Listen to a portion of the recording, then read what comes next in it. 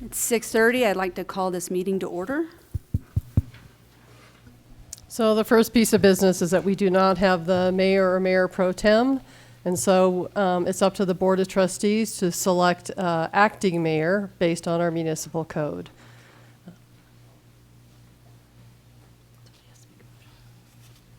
We have to make a motion for it. Yes, you do. Okay, I'd like to make a motion that Brenda Moreland be our acting mayor for today. And I second. Roll call. All right. Trustee Katsas, Yes. Trustee Snooks, Yes. Trustee McLaurin, Yes. and Acting Mayor Moreland. Yes. Thank you. All right. Do we need an actual roll call now that we roll called?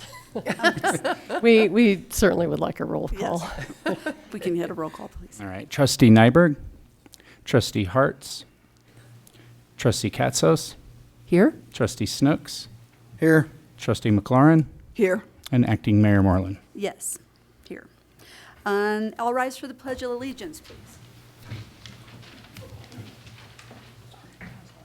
I pledge allegiance to the flag of the United States of America and to the republic for which it stands, one nation, under God, indivisible, with liberty and justice for all. Do we have any conflicts of interest? No. All right. If we could get some general public input, limited to 10 minutes, 3 minutes per speaker. This is not agenda items for board consideration. We'll have the speakers after that.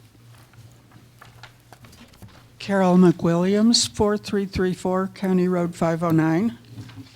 Veronica Lassiter, 5417 County Road 523. Where do I live? So we're here tonight representing the Bayfield Heritage Day and Sheep Trailing Organization. Just wanted to give an update to the town. We are now a 501c3, so that should make things a lot easier going forward for us and less complicated. We have submitted our event application to the town on April 17th, and this year's event will be held Saturday, September 28th. And we're just looking forward to this year's event and the partnership with the town. The event has been going since 2000, so I presume that all of you are familiar with it. When the sheep come through town, they're probably going up into the mountains about now, and then late September is when they come back down again. Our organizing group has 4 entire members. You have 2 of them here. If anybody loves that event and would like to participate in planning and making it happen, we would love to have you. We're planning when the sheep come through, and then the parade after that goes from east to west and ends up over by the park, and then we have events in the park. And I suppose depending on what the fire danger is, we may or may not have fireworks that night. But anyway, we are kind of waiting on confirmation from the town that we are solid to have the park on that date. So I know you're totally freaking out about the 4th of July right now, but if we could get that confirmation, it would be really nice. And we're kind of curious about, at the bottom of the page 1 of the agenda here, about the Historical Society Parade $20 fee waiver. That is not us, so we're not sure what that involves. We'd love to get clarification on that. But we appreciate everybody's support on this, and thank you. Thank you, Carol. And congratulations on your nonprofit status. Yep. Anybody else like to have a few minutes on the microphone? Okay. We'll move on. So, general public input on any agenda items.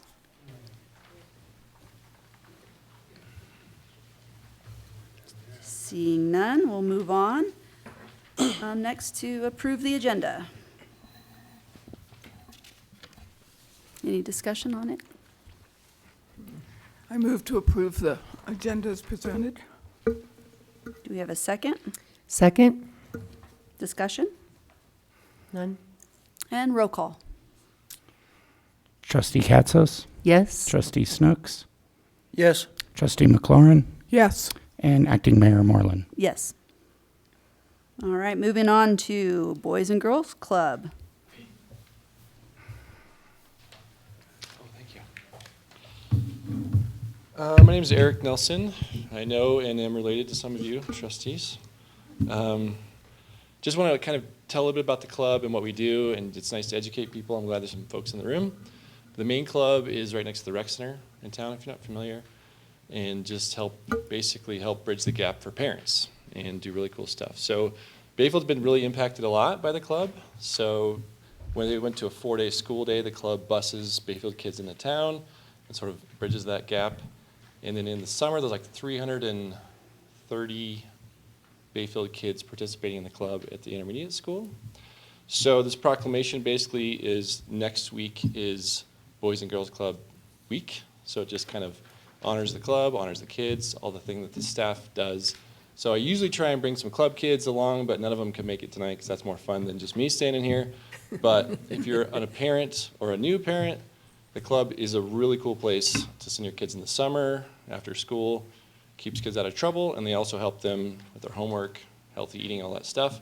And they never turn people away for financial reasons. So super cool things. So thank you for this.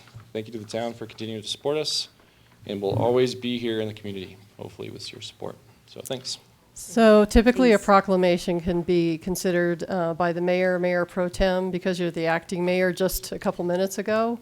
I'd ask that the Board of Trustees just approve this. You're certainly welcome to read it, but would like to have the Board of Trustees approve it tonight. I approve the proclamation for the Boys and Girls Club. I certainly approve it also. I approve the proclamation. Myself as well. Awesome. Thank you guys. Thanks, Thank Katie. you. Did you want me to read it? It's up to you. Yeah. So the proclamation for the Boys and Girls Club Week of June 24th through 28th, 2024 in the town of Bayfield, Colorado, whereas Bayfield's investment in children is realized when they become adults, and whereas children are the foundation on which our future success is built, and whereas children seek parents, mentors, and friends to aid them in reaching important goals, and whereas families and communities play vital roles in helping children develop a positive self-image, sense of belonging, and a sense of competence. And whereas the Boys and Girls Club of La Plata County serves over 1,700 community youth each year through club membership, engaging programs, fun activities, and school and community outreach. And whereas Boys and Girls Club Week emphasizes the importance of meaningful time spent with kids during every week and recognize this special week. Now, therefore, the Board of Trustees of Bayfield, Colorado, do hereby proclaim June 24th through 28th as Boys and Girls Club Week for youth in Bayfield and call upon all citizens to join together in recognizing and commending the Boys and Girls Club's organization in our area for providing their contributions and commitment to improving the lives of the children and young adults in our communities. Approved the 17th day of June, 2024 by the Board of Trustees of the town of Bayfield. Yay. All right, so moving on. Carl Schultz, request to present to the Board of Trustees. Okay, hold on to your hats. The Gray Brigade is here again. My name is Carl Schultz. I live at 109 Spruce Way in Forest Lakes, and all of us have two reasons for being here this evening. First and foremost, we want to thank you very much for your support of the Pine River Senior Center. And secondly, we'd like to tell you a little bit about what the Senior Center means to the senior population of this area. We realize it takes a continued financial support and commitment on your part to keep the Senior Center bills paid and to keep the building operational.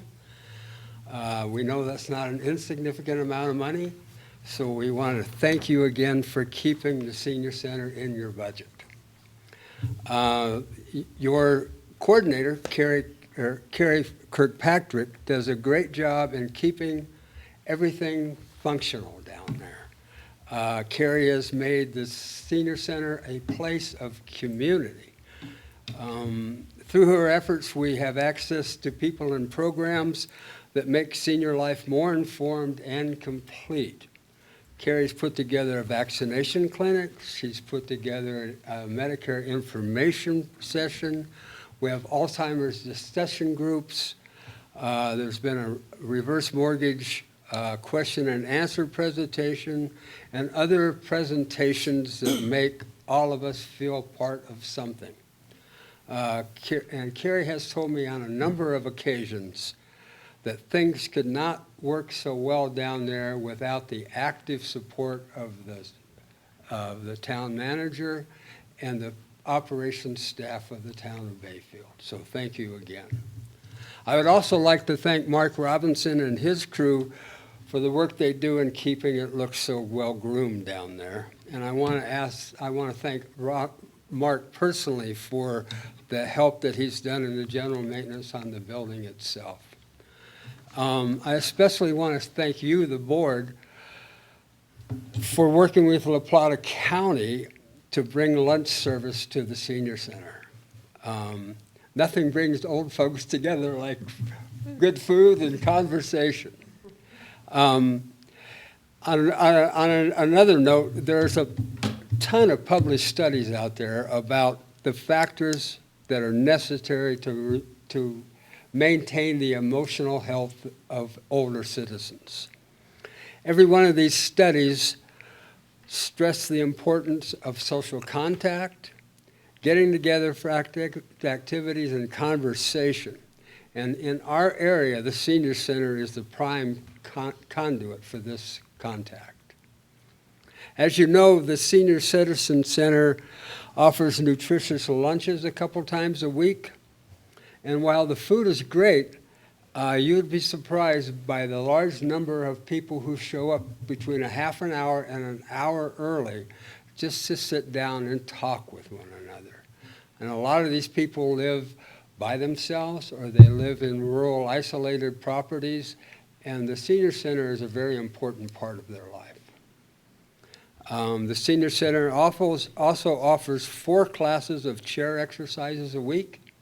The classes are well attended, and they help many limited mobility seniors maintain some level of physical fitness. We have bingo players that get together every first and third Wednesday, and they try their luck at the numbers. Additionally, we have arts and crafts groups that meet weekly to make projects and then catch up. And then there is a weekly gathering of Mexican-trained domino players who have been the same people doing the same thing for years. They just enjoy themselves. Twice a month, the local quilters come to the center and to see what others are doing and try to get inspiration for their projects. On Fridays, there's a table of bridge players. On Tuesdays, Wednesdays, and Fridays, there's some pool players. So I just want you to know, or we just want you to know, that the Senior Center means more to us than just a place to have an inexpensive meal a couple times a week. It's a positive place to come. It's where we all feel welcome, and all of our lives are enriched by that experience, and it's your financial support that makes this all possible, and we thank you. That'd be it. Mr. Schultz. Thank you, Mr. Schultz, for sharing all that wonderful information. It's nice to have the updated stats of what's happening over there, and it's represented by the participation tonight. So we deeply appreciate hearing from you, and we'll do our best to keep up the good work. 100%. All right, so moving on, the Bayfield Police Officer Swearing-In Ceremony. Chief O'Gay. And I said it right this time. Yes, you did. Good evening, Board. It's an exciting time for us at the Bayfield Police Department because we are swearing in 2 officers tonight. Both officers just graduated academy, where one of them was the class sergeant, and then we were able to nab Caleb away from another agency. So it's very important to us to get to our manpower at being 100%, and by doing the swearing in tonight, we're 1 short then. And we have a couple people in the pipeline that we're starting to look at to try to get them in as well. But I want to introduce you guys tonight. This is, first of all, it's Philip Lee. If you want to stand up and come on up here. Philip is a devoted husband of 12 years to his wife, Paula, and a proud father of Zayden, Zoe, and Judah. His roots trace back to where he was born in a refugee camp in Bataan, Philippines. Arriving in America at just 8 months old, Philip grew up in Atlanta, Georgia with his grandmother and mother, where he learned the values of resilience and determination. Graduating from high school in 2007, I ain't going to tell you when I graduated. He answered the call to serve his country and joined the United States Navy, where he served as a military police officer with honorable service. Philip's commitment to justice led him to pursue a bachelor's degree in criminology at the University of Laverne, further deepening his understanding of the principles he upheld during his service. Today, Philip is driven by his experience, his dedication to making a positive impact on his community. Philip was a class sergeant of his most recent academy class, which graduated on June 2nd. Philip is currently in field training and will hopefully be on the road protecting Bayfield in September. Next up is Caleb. You want to step up here with me?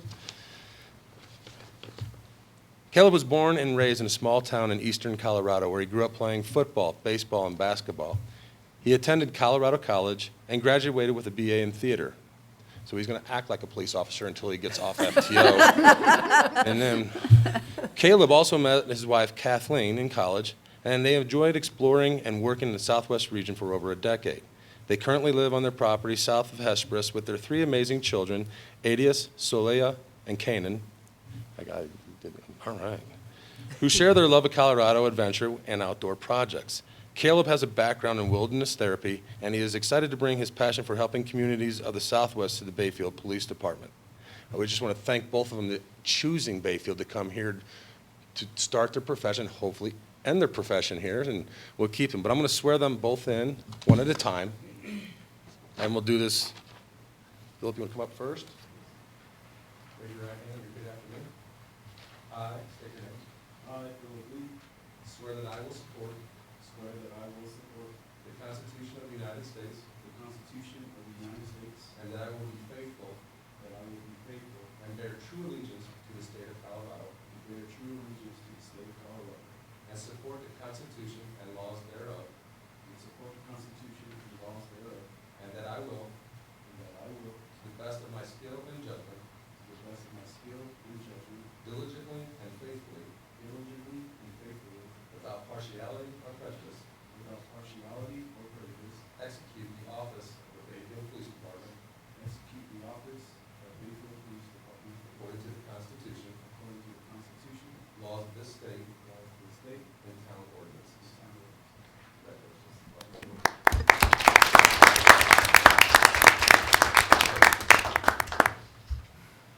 Please raise your right hands.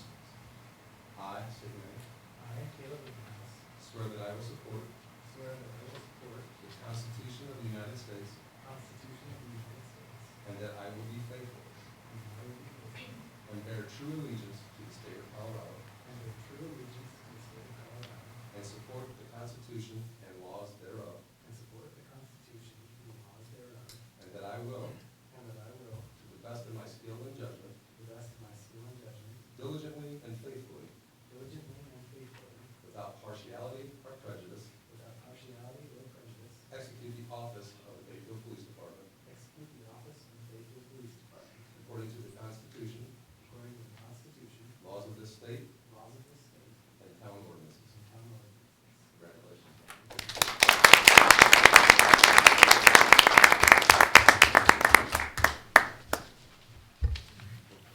Congratulations, gentlemen.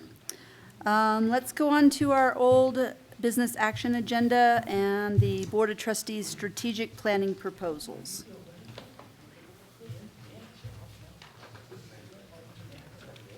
Of course, we'll let everybody leave first.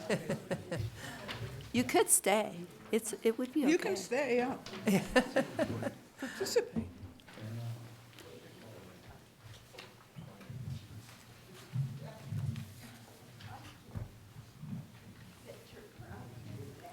All right. Board of Trustees strategic planning proposals.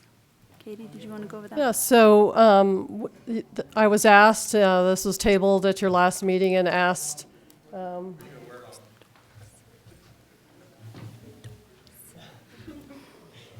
was trying to tell my husband, but he wasn't looking.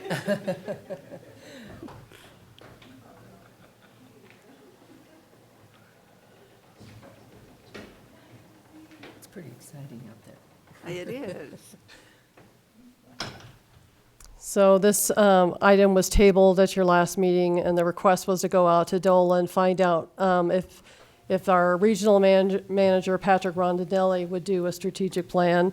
He is interested, and he did schedule the 2 days that we had on our budget strategic planning, which was July 23rd and 30th. So he saved the date for the Board of Trustees. And the thing that he did not really have a lot of information for is exactly how staff will be involved, actually compiling this and putting this together. He will be a CML and wanted to have that conversation at CML. And I asked him if there was any strategic plans that he'd put together, because that's what I've seen from some of our other requests. And he just said, we'll talk at CML. So that's kind of where I'm at right now. You did get receive information from Trustee Hartz regarding this item, and then I provided my response to that as well. So, Katie, the participation of DOLA, does that include funding? When I read over the notes from last meeting, the agenda, that it seemed like funding was the issue. the funding is DOLA would provide funding for a strategic plan. In this case, you've asked if they will actually do the strategic plan. Of course, it doesn't cost you anything, but there's still some things that I wasn't too sure of, and maybe he'll clear that up at CML this week. I had one thing I see on your notes here, Katie, that you surveyed and that Trustee Hartz has not talked to anybody else on the board, and that's not true. I mean, she's discussed it with me I'm sorry? a couple of times. Trustee Hartz, you're saying that you surveyed the team, but that she had not, in an email to directors, all have stated they were not surveyed by Trustee Hartz. So she says that she talked to a few employees, Oh. and I asked the directors if they had been surveyed by Hartz, and they weren't. So she's talking about employees, not trustees. Okay, I wasn't sure on that one. Well, that's what she's mentioned. And I did I talk. saw that in. Yeah, and I did talk to one employee that says, in passing, the question was asked about leadership development, and the one director responded, but it was not, the modules had not been done, didn't really provide a response, just, said it's, Is that right? yeah, we're in passing conversation. I do think it's kind of underhanded to use that type of I want to say coercion to the board that she's talked to a few employees when that's not the case. And certainly if there's an issue, survey the employees. They're mostly sitting right here. Right. Well, I was, reading through the notes, I was looking at I'm not sure what you called it at the time. Because comprehensive plan, strategic plan, in my mind, overlap They do overlap. a huge amount. But they're not the same. No, they're not the same, but Yep. they overlap, and you need the strategic plan first, I think. Well, so everywhere I've worked, I've had a strategic plan. Right. Me too. And something to follow. Me too. And, certainly when I got here, having a pandemic a month later was not the time to start much. on looking for that, but I was dealing with other things as well. So, this is, when I was in private business, we had a business plan. And it told, bankers and mortgage people and customers really what we were going to do and what we could and couldn't do. Well, I also have worked on many strategic plans. I've been in the business world too, but more recently nonprofits. And we always have to have, we spend a certain amount of time developing our strategic plan. As I've stated before, there were a lot of things when I read through that plan, and I think there's a more recent one, but the one that would start at 2015, because you had a link in your information to that plan. That was the downtown assessment, Oh, community assessment. That's an economic downtown assessment. That's not a strategic plan. No, I'm not saying it was, but it has a lot of good information Oh, that yeah, you could it use does. for a strategic plan. I would like to see us, instead of having somebody else come in and interview us separately, and interview the other people, I would just really like to be, and this was mentioned back in 2015, I would like us to go more directly to the residents of Bayfield. Because this is my understanding, and as you all know, I'm very new to this. My understanding is I was elected. People chose to vote for me to represent their thoughts. And so I want to make sure that I am doing that. And I went out, when I was coming up running for office, or call it that, but, I went around and talked to people in the town of Bayfield. And I think that there are different ways that we could do get some more community input that we could do like in-house or with an intern or with some students, like an assessment for what people want to see Bayfield look like in 10 years and plan to move forward. I would just like to see us do it that way with more public information, more input from the actual citizens. So that's what a comp plan did. That's not what a strategic plan does. Okay, well, you can do it for either one. You can. Because we need a vision. If you start with a vision, you need a vision for the people that live here and what they want to see. Haven't this we town done do. a comp plan before? We've Do we just have? You that's just updated the comp Okay, plan. so we just updated the comp plan, which we go to the citizens, we ask them what they wanted. The parks, we opened up lots of surveys, did lots of outreach, all kinds of stuff to find out if people wanted to do the parks. We did that. We do that on a consistent basis. I mean, it is a constant that we do. And so we have that already. You just haven't really been a part of it yet. But in my 6 years of being here, we've gone to the public over and over and over again, and we do ask their opinions, and we try to do what we can based off those opinions. When they did the park piece, the only reason we haven't begun that is because it takes money. We took it to the citizens, and they didn't want to pay for it.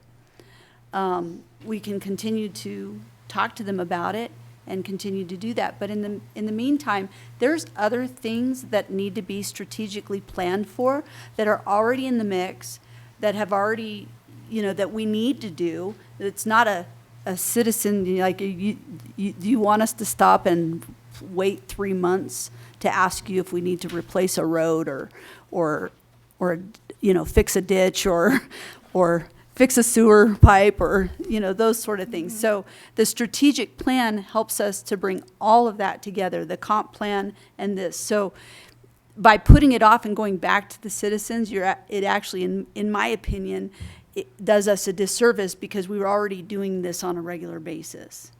And not to say that there isn't more we could do for our town. I've lived here for 4 years, and nobody's ever asked my opinion on anything. We have all kinds of publicized venues, general public input that we have. We do it a lot, and that's where we invite you up to say something about something that we're doing.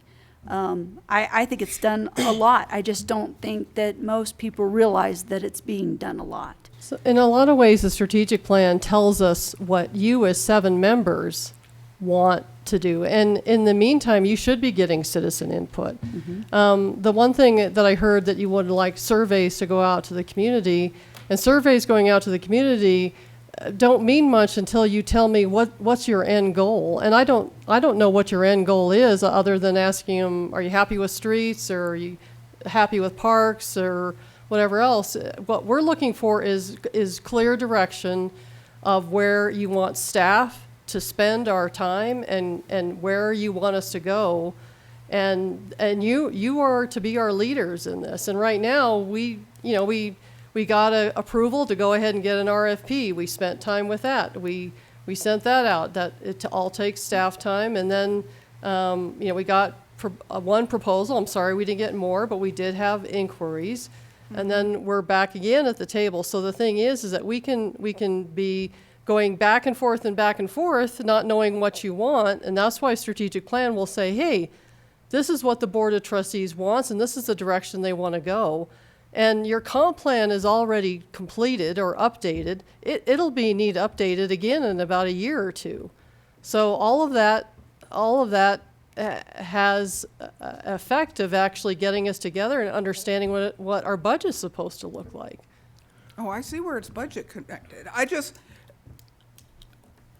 I feel that the strategic plan directs the budget.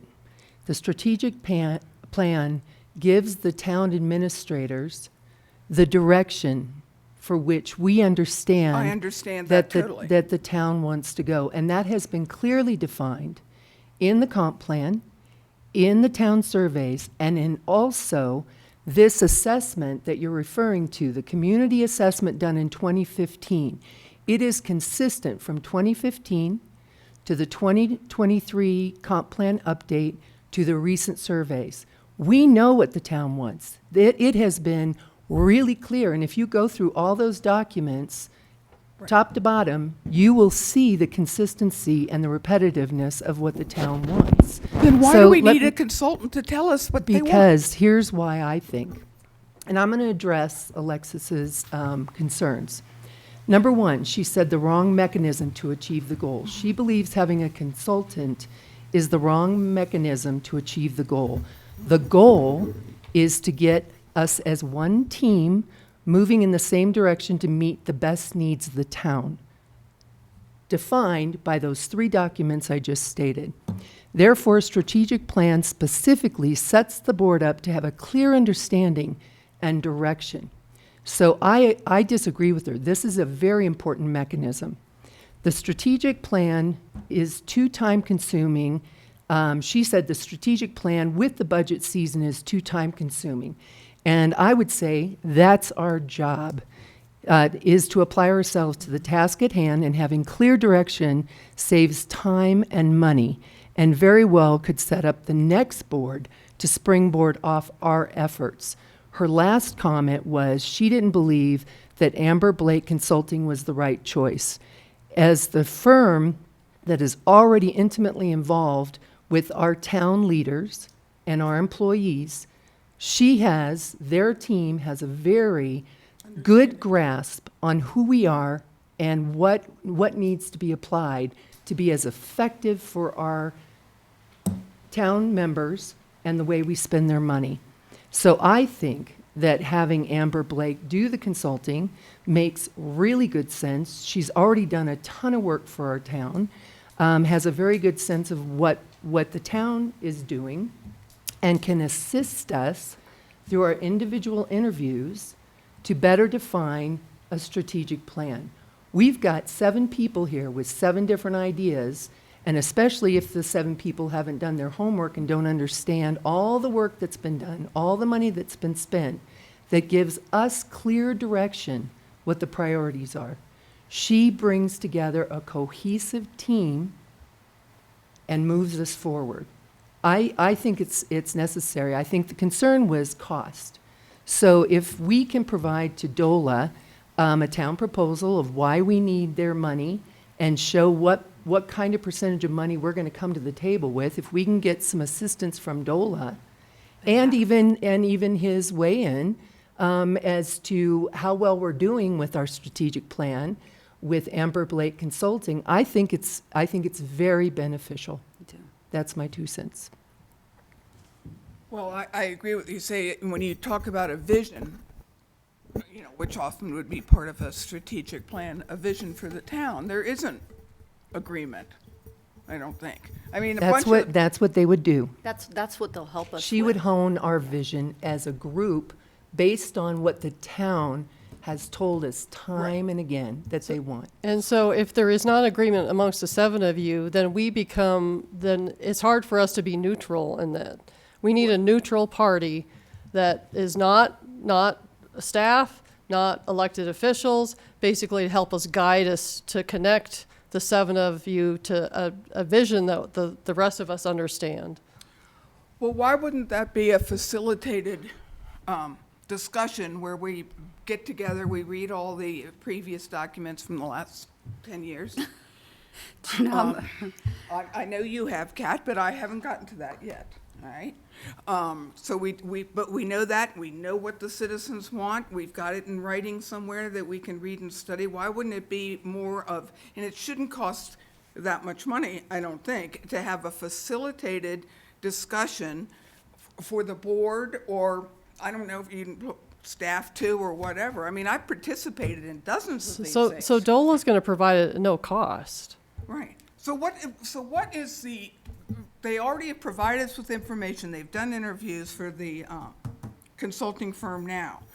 For $25,000, what's the extra they're going to do above and beyond what they've already done for us? So besides getting the goal or what we want to have done, they put the plan in place. Are you going to sit there and do the plan from A to Z? I'm sorry, but I cannot invest that much time. I don't think he can invest that much time. We both have full-time jobs. I don't have Well, I time work too, to create that. I do other things. Yeah. Even though I'm not full-time, I work That's on a that's lot okay. of hours, I don't. go places, do The things. the amount of time that we would spend as a group trying to put the plan together, we could have paid them to do it. And I'm sorry. I would love to volunteer that many hours, but I have to sleep sometime. Yeah.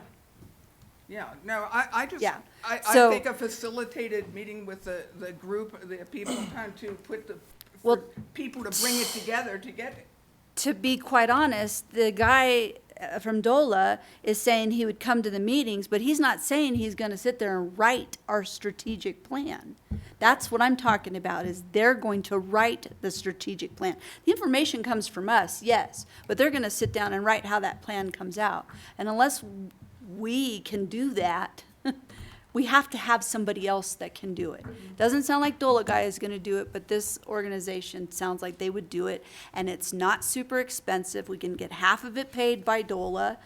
I've seen strategic plans upwards to $70,000 to $90,000. I don't think 25 grand is very high, and if DOLA's willing to pay half at 13 grand, I think the town gets a complete deal out of that piece of it. But truly, that's really where it comes down to, is if I had time, if I didn't have as busy of a schedule as I did, yeah, I mean, we could probably sit down and do a strategic plan. But I know that the majority of us have day things that we do. You're not going to want to invest that much time. At least that's my opinion. I care about being effective. That is I wrong. care about knowing that we've all agreed on a certain direction. We may not embrace the whole idea, but the direction is literally coming from the town. We have documentation after documentation. We just have to prioritize what we think is going to work best. Give direction to the town so they can act on those goals and that direction. We need a nonpartisan facilitator who hears everyone and coheses that information to say, here's what I understand, that these are your goals, these are your priorities as a group. Go forth and be fruitful. So I think that we're floundering if we don't have a good strategic plan. I think we leave our town administration floundering because we can't give good direction. That's a problem. So agree with I that. would also like to I say agree too, with that. when we discussed this the last time, we had several people in our audience that were citizens of Bayfield who stood up and said they agreed that they thought we should have this company do the strategic plan for us. And they gave very good reasons as to why they thought that. So if our goal is to do what our citizens want, our citizens spoke last month about it as well. So, I mean, that, I've just seen when you're doing a strategic plan and you're paying $70,000 or $80,000, it's probably for either a bigger organization or a bigger town than Bayfield. We're not It doesn't paying, make us less. we're not paying that paying much. it. No, We're paying- she was saying, no, but she's I saying have that's what seen. you've seen. She's Yeah, seen. well, and I will say that and it wasn't a bigger organization, it was a bank, and it was the bank I worked at. And so, no, I'm sorry, I've seen it they're not as big as the town that where I work, but I've I also have seen it done. I've also seen it done for, with a facilitator So- for free, and it took maybe 2 hours to get. You've got a comprehensive plan. Your strategic plan is supposed to guide that. You need a no, vision. your strategic plan is to guide the staff. Yes. Your comp plan basically staff, guides land use and where development is going to go and how we want development to look. Strategic plan is a different document. It's a different tool. I think our town is worth more than 2 hours. I would like the guide, input, and direction of someone who knows what they're doing to help us facilitate what we want to accomplish for the town. And I don't think it's cut in 2 hours. If you would have spent the time that I spent on the comp plan committee, it was months and months and months It's 18 months.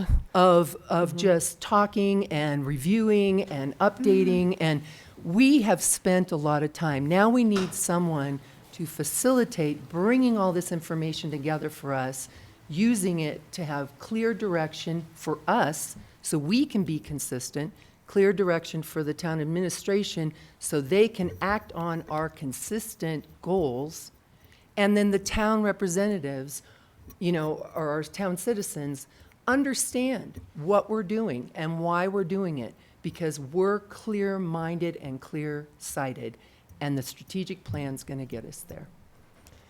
So what would you think about Patrick basically facilitating 2 free meetings? And if you're still interested in a strategic plan or you still feel that we're not there, then you go out for a consultant. I mean, I don't think that proposal is going to go away. It may change a little bit in the next couple of months, but that could be another option, and just see how the first 2 meetings go. I would like that. I mean, I think that I see the advantage for the consulting company because they've already done all this work and they already know what the town wants. They've done all this stuff for us in the past. It just seems like it wouldn't, and I won't keep arguing it. I mean, I've seen it done many times. I've facilitated it myself at meetings with people, and I was in the Leadership Loudon, which is just like Leadership La Plata. That was part of what our training was. So we facilitated over a major development. But if you feel like we need, if she does that, she could probably facilitate a meeting that wouldn't take, we're pretty close. I don't think it would take that long. So we're all confused about where this board is going. Now, granted, We don't know either. That's the Well- problem. That's the problem. That's the reason for the strategic plan. So So what? somebody else is gonna come in and tell us how we do the No, strategic plan? no, Laura.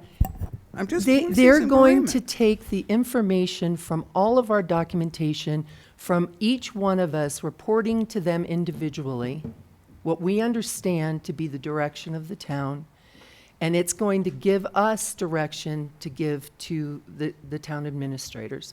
Here's what I'm proposing. I like the idea of you talking to Patrick at CML and getting more clarity Yep. around exactly what he could and couldn't do.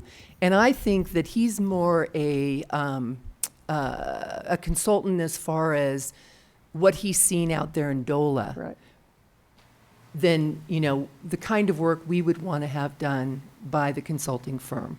So I'm okay with that. So I'd like to make a direction which A is. motion. A motion, right, for Katie to get more information about what Patrick can truly offer us, get clarification around funding, so we know what we're going to get from DOLA, and then proceed with a decision at that point. Does that sound fair?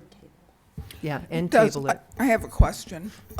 When we go to this conference, this is the first time I'm going, are we, and I realize that there are a lot of rules on what you can talk about and what you can say here and there, but are we going to be able to talk to some people from other towns approximately our size and how they have managed to do Yep. develop their strategic plans? Is that something we're going to be able to do? Is Yeah, that it's allowed? Yeah. That's the Well, whole purpose of a absolutely, and convention, is I to talk reached to out to others. all the managers that were 5,000 people and under and got their clarity on a strategic plan, and I think we have some really good advice about how to do that. But the thing is, you have to start somewhere.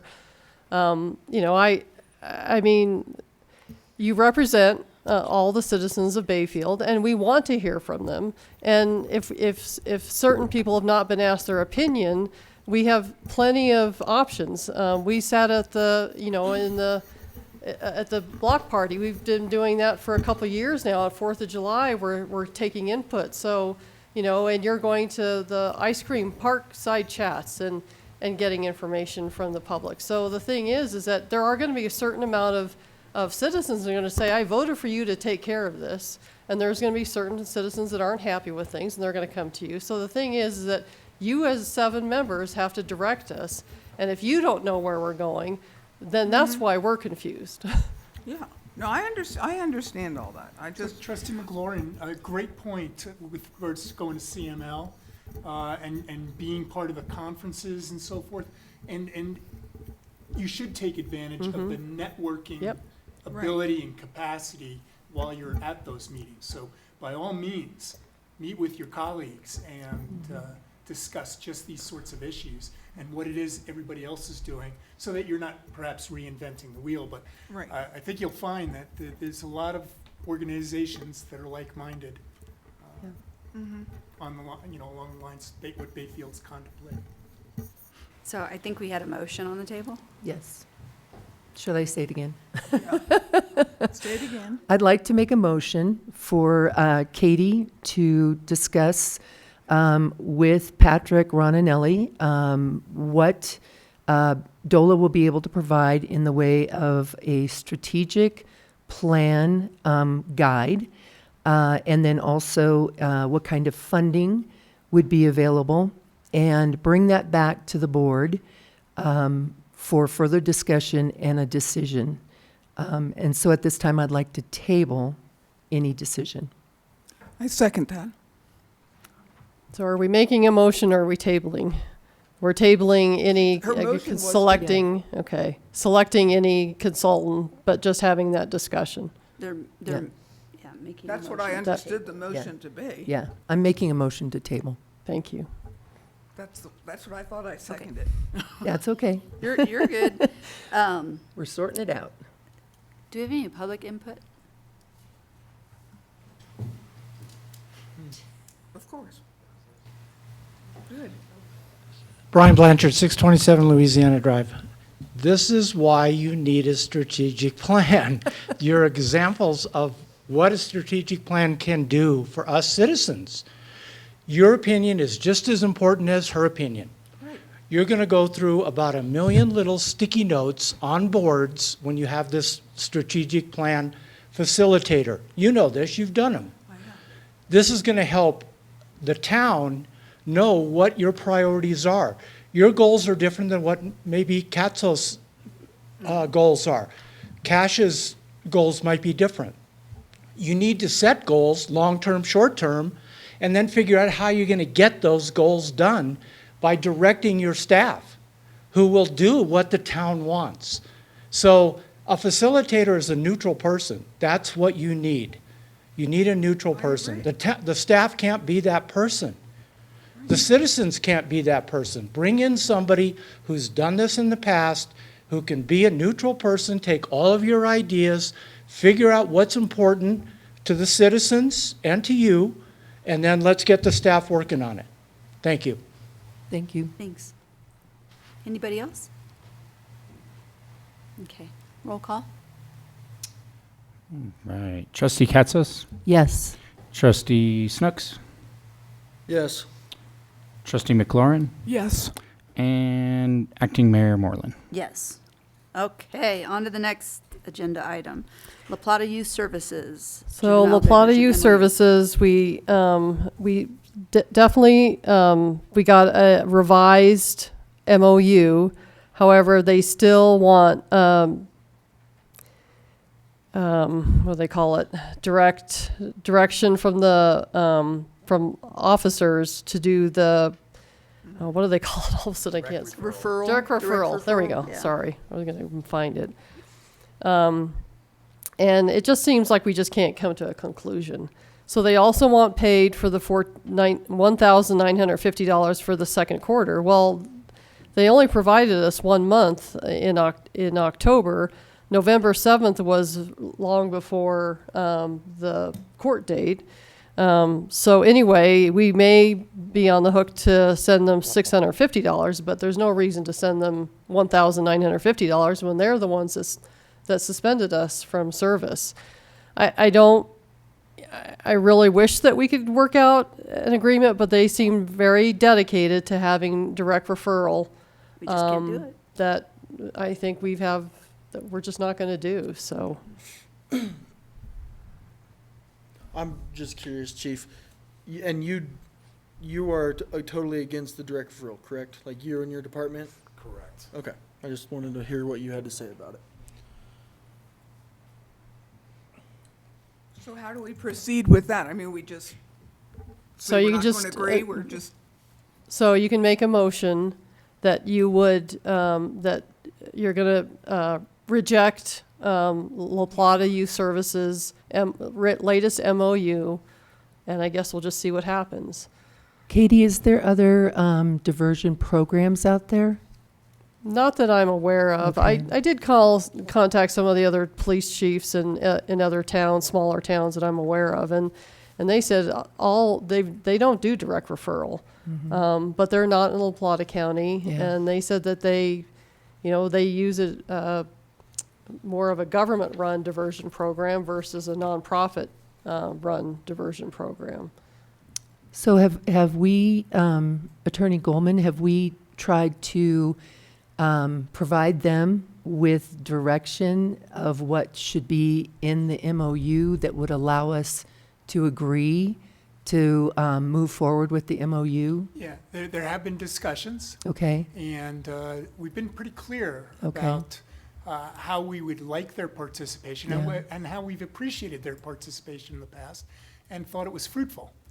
Now, in the absence of having La Plata Youth Services, we, in essence, as prosecutor, law enforcement, and ultimately with the judge, and if the family wants to hire their own attorney, we've worked collaboratively, in essence, with regards to dispositions and things that may be considered diversion. Quite often, it's a kid who might be a first-time offender isn't necessarily going to have the book thrown at them right off the bat. There's always the effort in thinking about their best interests and trying to give them an opportunity to work through some sort of program that would allow them to keep an adjudication off their record. So, and that usually involves public service, perhaps counseling, but these are things that are offered through a deferred judgment and sentence sort of program internally. okay. La Plata Youth Services has been wonderful because they'll often do further work with a child. And it's generally much more work than what they may do here if they're just working internally through the court system. Really, all I think about is the kid. Right. So if the juvenile can't talk to parents and is acting out due to the fact that there is dysfunction in the home, I just care that there's a safety net for these kids. And it doesn't have to be La Plata Youth Services, but if there are systems currently in place through the legal system that we operate in now that recommend counseling or a safety net for these kids. That's the only reason I hesitate on this MOU, declining it. I completely agree with it shouldn't be a direct referral. I completely agree with that.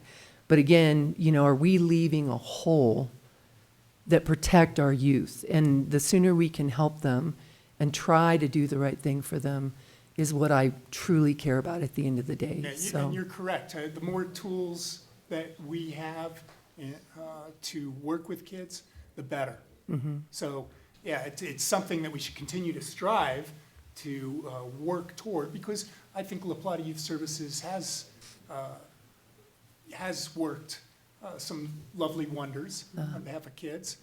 We've had a great representative from Youth Services over the years, and she appears very caring and it's been great. So you're right. Okay. So maybe I'll ask Chief, are there some other resources for children that are not necessarily the child is an offender, but the child is in need of If services? there's neglect or there's family issues, there's a different counseling mechanism that the county has. That is completely separate than criminal justice. The criminal justice part that we are dealing with is that in all the agencies I've worked with, we've had youth diversion, but it was always court appointed. It was never officer referred. They always had to go to the judge, meet the judge, talk to the judge, and go through the court process. And then the adjudication was given to them of what they could do. We've had emails after emails. We've had sit-down sessions with their entire board where we talked about, we want to use them. We want to be part of it. We want them to be part of us. But there's that one thing they will not accept is direct referral. We cannot do it. Got it. And they won't budge on that. We want them, but if they would eliminate the wording in the MOU that says direct referral, we just can't do it. Yeah, it's not in the current MOU, but it says we plan to requesting upon the 24-25 MOU review, and this year is 2024. I did send him an email on June 11th asking him to verify, and he has not responded to me. Okay. Well, and then the monies, it seems appropriate that we do owe them $650. And I'm fine with that. Yeah, But not the other. okay.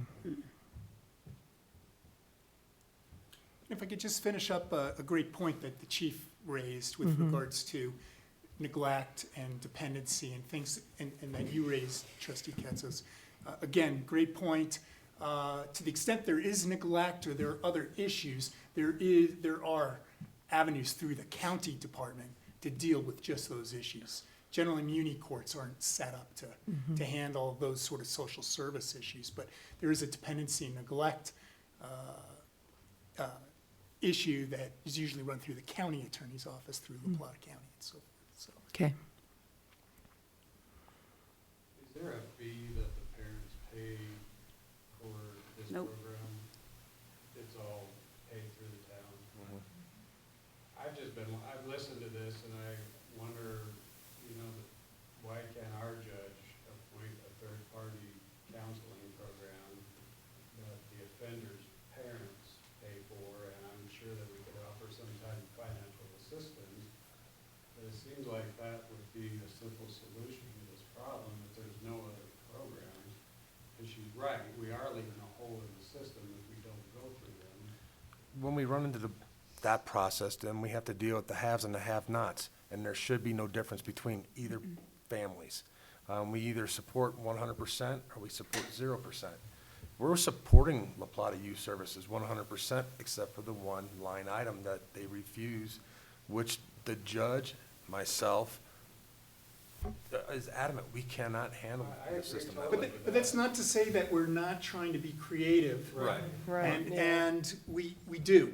And so we look at each case from a unique perspective to try and make sure we're not getting a kid back into the system. Kids should be heading in a different direction, and it should be a learning experience primarily. So we're trying to be creative, and so that's a great point. So, Well, I know with the that, resources that we have. I know that's La Plata County, but is there one maybe in the Pagosa area that does something like that, that'd be willing to? I can ask, I can, I mean, I know I that. can't think that it would I don't hurt know. to find Yeah, I'm not find aware out, of Archuleta but- County having a similar program. La Plata County's had this program for, Well, I know quite we've a been long time. part of the program for some time, and they Yeah. just decided to add verbiage that doesn't work for us, and that's completely unfair. That's not how it It is origi- unacceptable, but we have no control over them, so. That's how it, And that's it all. originally do didn't is come not as accept the verbiage. MOU. What's that? It didn't originally come as verbiage. They wanted to meet with the judge and I, and they, back in September, they wanted us to, or demanded us to go to direct referral on the streets, and we told them no. And then they wanted to set up meetings, and we talked to them, we told them we cannot budge on this. It's not, we can't. And so when we told them we couldn't budge, they suspended us and they didn't want to talk anymore. I mean, I think at that point, we just need to move on and try to find other solutions, to be quite frank. I would agree. Sure. Pay them their $650 and move on. Move on. Do we need a motion to just a deny motion it? to reject this MOU as it's currently provided, along with their email that suggests that they still want deferred, why can't I get that Direct name referral. right? To direct referral. Direct referral. Need a motion. I make a motion to deny their MOU with the direct referral verbiage. And do I motion with the $650 at the same time? No, you don't No. need money at all. Okay. Just say plotting So- services. Yeah, I make the motion to deny their MOU with the direct referral verbiage. I second. We have a motion and a second on the table. Any discussion? Nope. Roll call?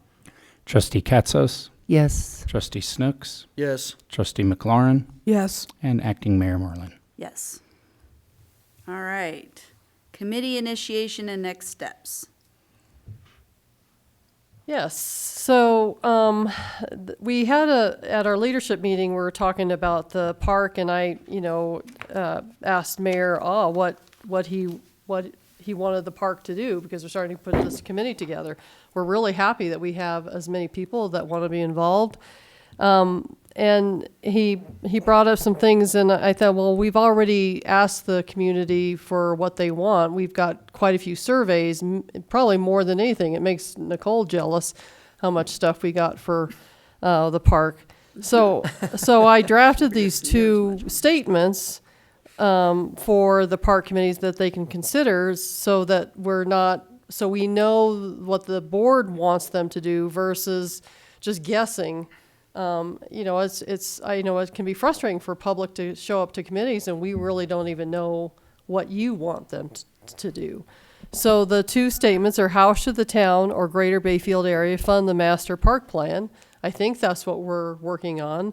And the other one is: what elements of the master park plan should be replaced, updated, or included in the current operational budget prior to funding the greater master park plan? And we've been talking about the skate park may need to be replaced before we actually can, have funding to do this. So those are those two statements I drafted. I'd be certainly happy to have you rip these up or start over again, but we need to know what this park committee is meeting on.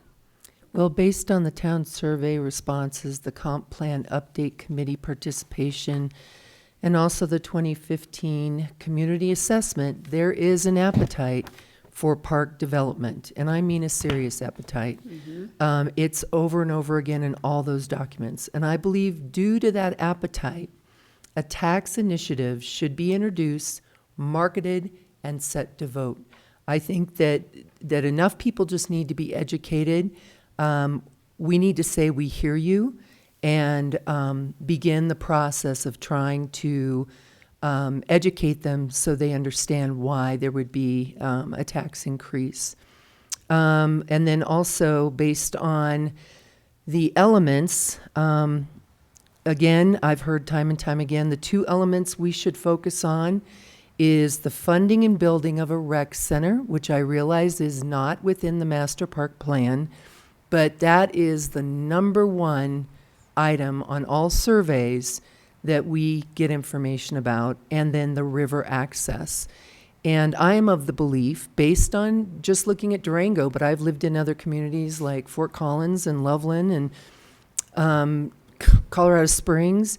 You've got river access and you've got a rec center and you have people coming to the community, spending money. We bring in new businesses because we've got that level of activity.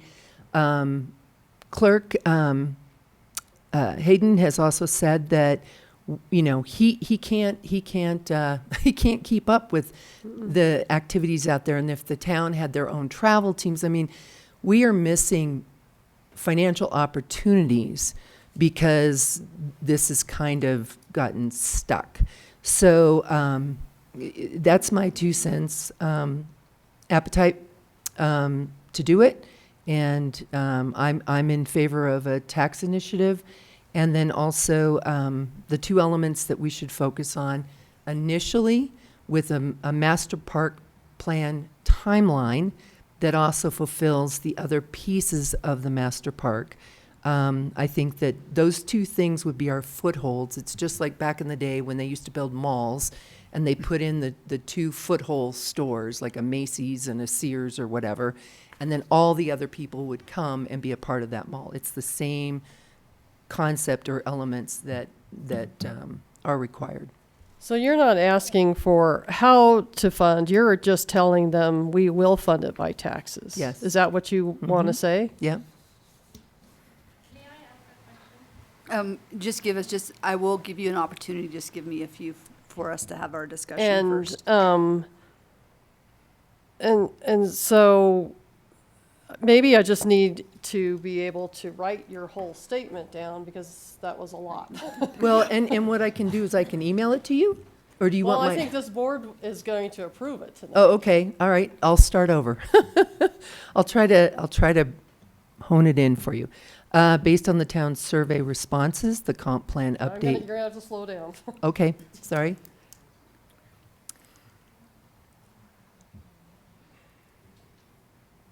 Okay, based on the town responses, Comp plan update committee participation. And including the. well, hold on. Okay. Responses on the comp plan, planning participation?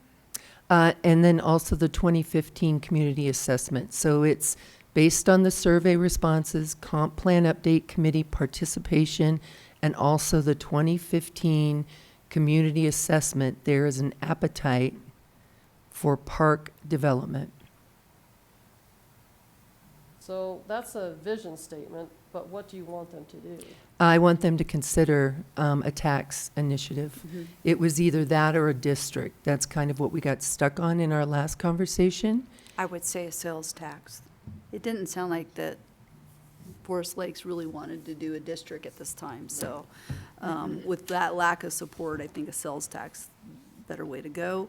Property tax is not always a good way to go, just because you're only, property owners are the only ones that pay for it. Whereas So you sales tax also brings people mentioned from a rec outside. center. Where does that fall in your statement? The second part of the direction was what elements should be replaced, updated, included in the current operational budget prior to the funding of the greater master park plan. And I think that we're missing an opportunity if we don't figure out how to include a rec center and then promote the river access. So get the river access included. Okay, so let's get this first statement. I Okay. said, based on the town responses on the comp plan planning participation and 2015 community assessment, there is an appetite to consider a tax to support the master park plan? Yes. And what, and And then what are the elements that should be included, updated, or what was the other one? Included, updated, or Replaced. replaced? And I feel like the update would be adding a rec center. so that's almost a completely new, That's a whole new Direction. thing, yeah. Right, right. I understand that. I'm just responding to what I know. The number one item that all these responses were a rec center. I understand that. And I understand it's a bit of a curveball. But maybe they're two separate items. How do we It's address gonna a be a rec I separate center? item. think that they should be separated and do the park plan that we currently have going. We've paid for the plan, all that jazz, and do that, get that funded, which, and when funding is considered, we should consider enough to maintain it, as well as potentially a rec center in the Right, future to get right. matching funds or something along those lines. So I'm trying to think of how to word this. The park committee should investigate a rec center and what that means for funding, development, location. Let's hear the citizens, and they've been clear that that's a very important element. But then I also believe when you're talking about how to build a cash supply to do more, then we need to figure out how to get some sales tax in here. And I think river access is really important for supporting businesses that will collect sales tax. So river access is in the master park plan. Yes, exactly. Yep. Did you guys have anything else you wanted to add to? Well, wouldn't it just the be here, committee for the first part of it, is that we propose a tax initiative to fund the master park plan? Yeah, I think that's what they meant by That's the all I sales knew. tax. I thought we were just doing this for the master park plan. Me Right, too. I think if we started with that, that would be simpler, and just start with that and propose a tax initiative. Yeah, I don't like the property tax, because the same thing, I mean, Yeah. a lot of people rent, so.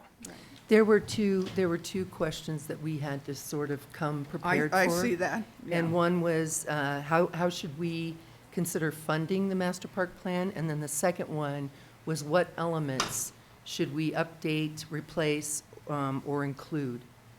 So, That's a separate thing, yeah. yeah, So.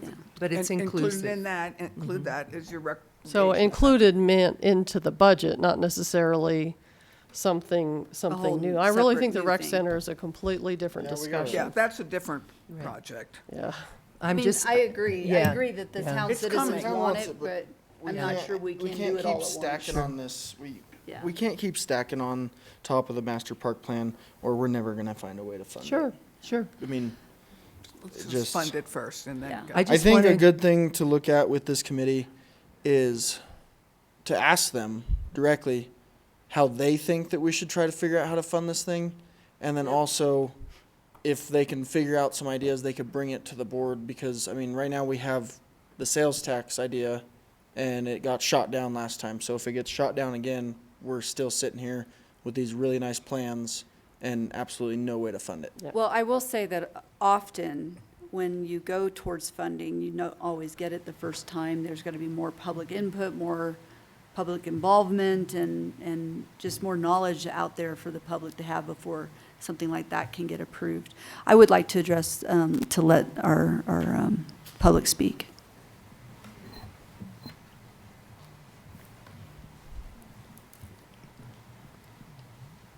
I'm Lori Lazieri. I do live in Bayfield. I've been here almost 6 years. Your address, please. I don't give it because it's being recorded. I live in Sunrise Estates. But I just keep hearing about this survey. How do you get on the mailing list? If I'm a citizen here and I've never seen it. Me neither. It was out for quite a few months. And it was in our newsletter, On the and website? So it wasn't mailed?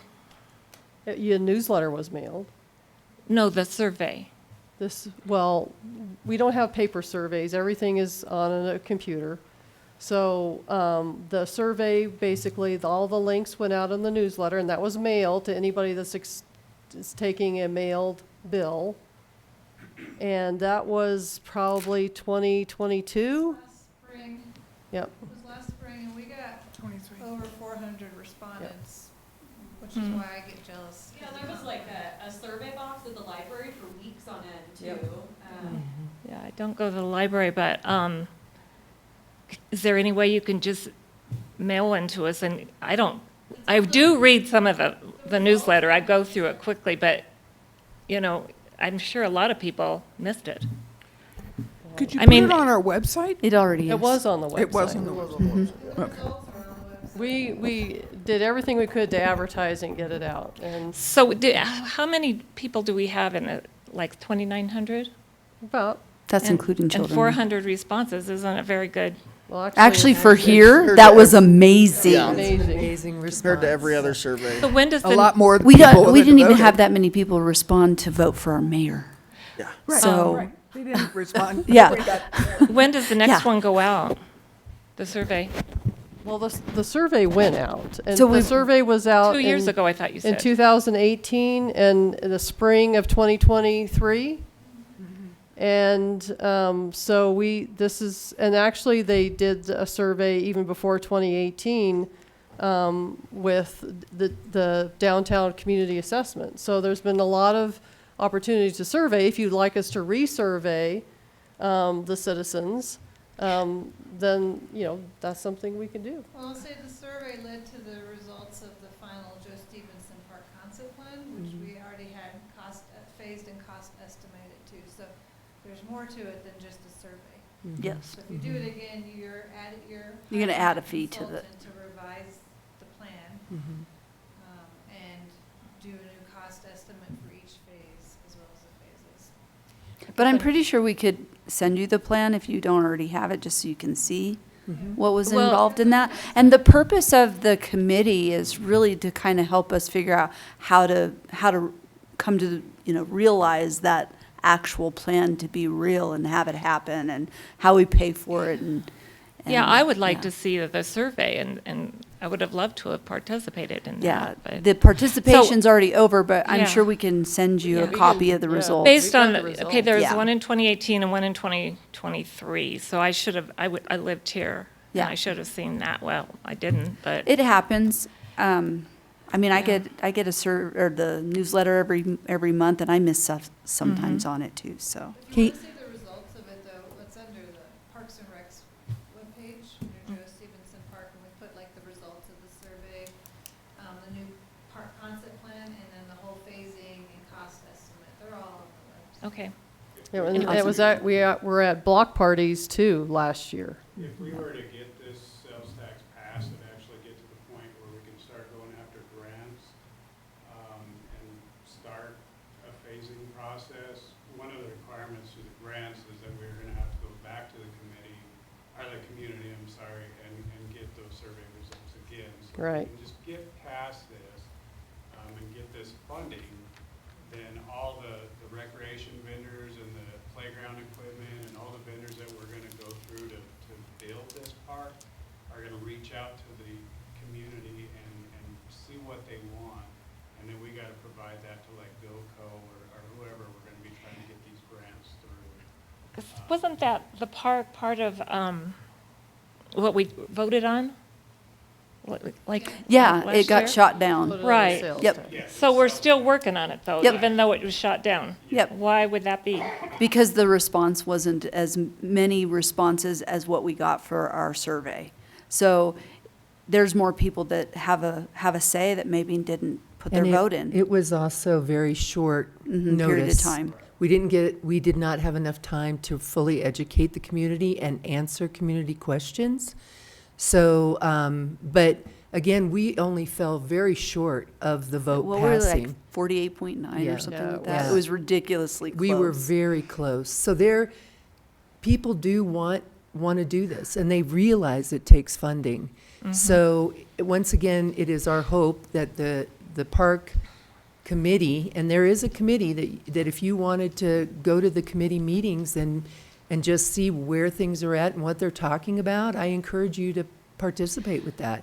So do I understand it right, Mark? You said that, that once, there will be another, before that you go further, there is going to be another vote. To be able to Yep. apply for a grant, we have to have those numbers.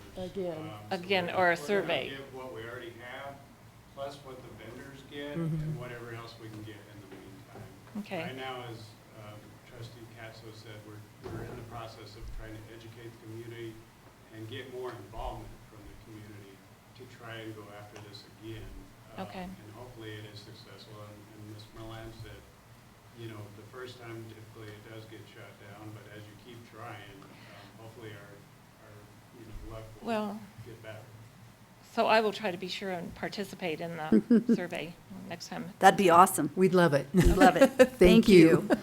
Do you have what you need? Katie, do you have what you need on that?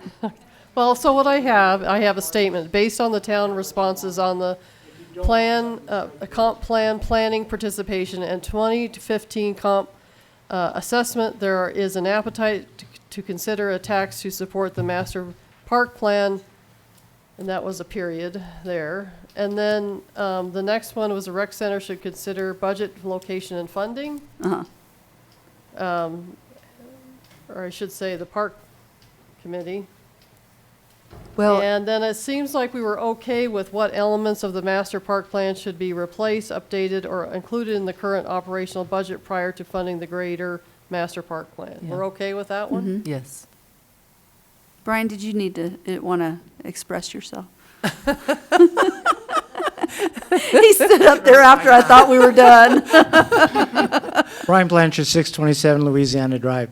So we have kind of put out to the public as best we can, as citizens as well. We want to know what the town citizens really want. As a potential future committee member, I would ask the board, we need direction. This is a strategic part of the plan right here. Your strategic plan will include parks, right? And the new master park. Well, take that piece and help us out as a committee of citizens to break that down. We need to know what parts of it are a priority, what parts are not. A rec center may be a long-term goal. It won't be a short-term goal. We need you to do that so that we as a committee then can take all of that, look at long-term, short-term goals. We'll kind of act as our own facilitator. Then we'll bring that back to you so that you can vote on what part of that you want to do. But you got to help us out. This is like Snook said, this is a big thing, you know? You got to take it in chunks. You got to bite off little pieces, whether it's the dog park first, or whether it's the new basketball courts first, or the whatever it is. Tell us what you want us to work on.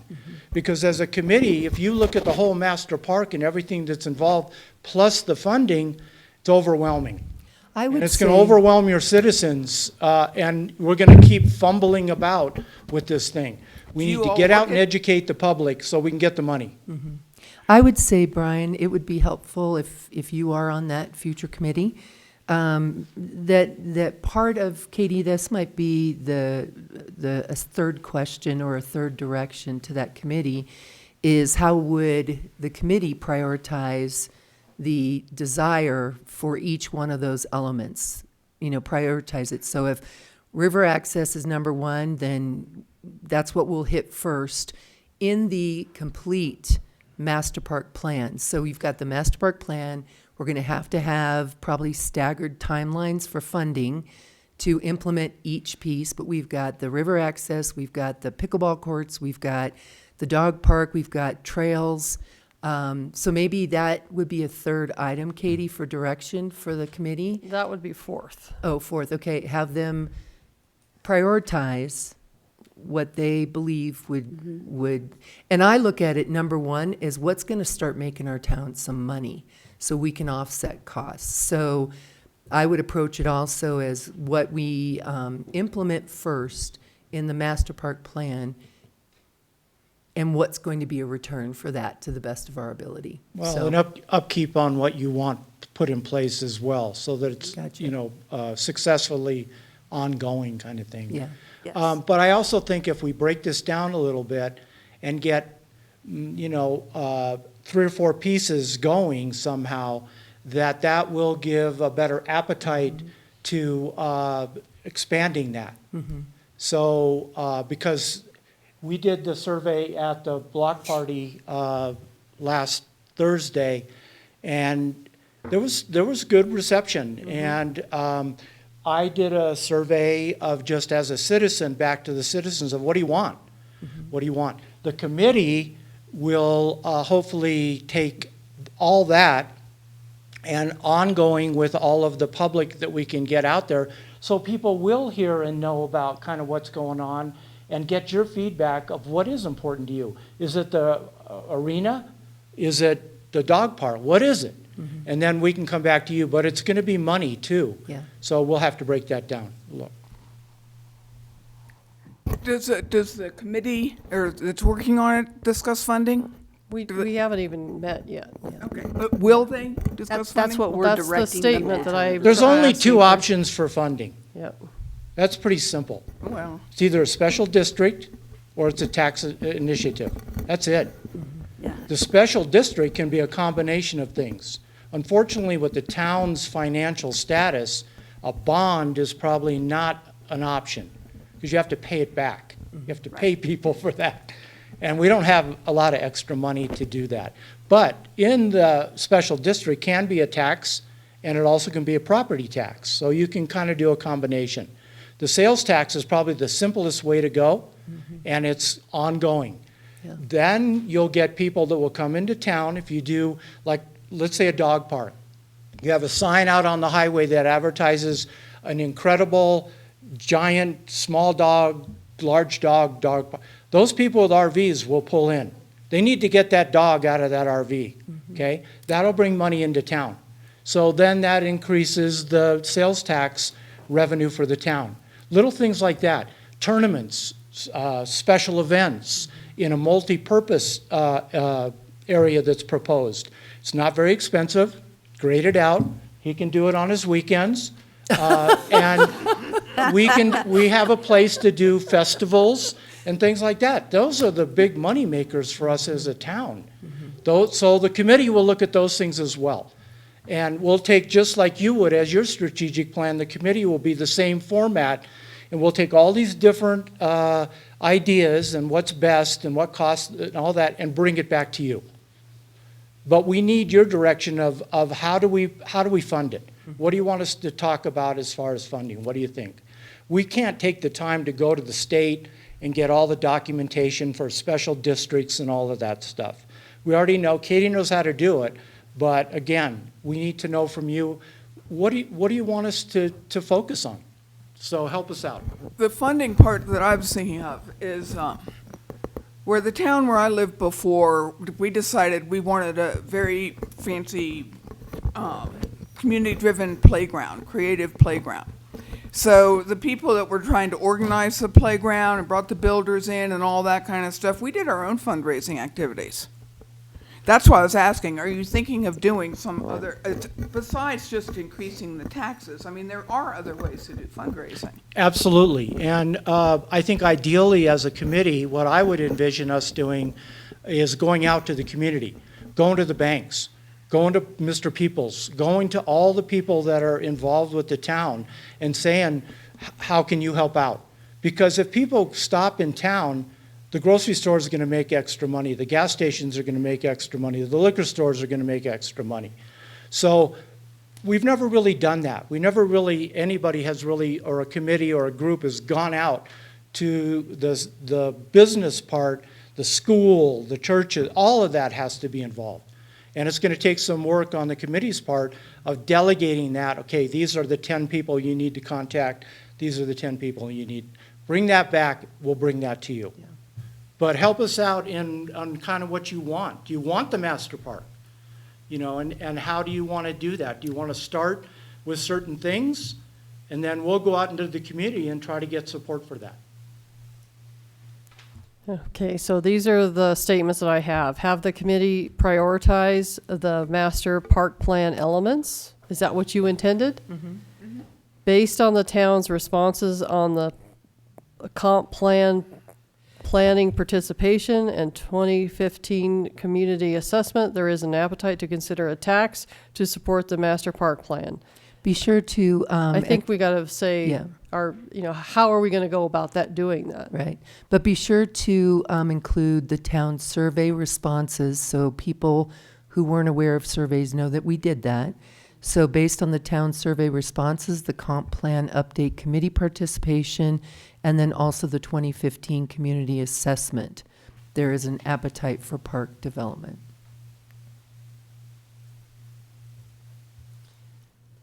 Okay, based on the town responses to the master park plan survey and the comp plan planning participation, and, well, I should say maybe a comma, and 2015 community assessment, there is an appetite to consider a tax to support the master park plan.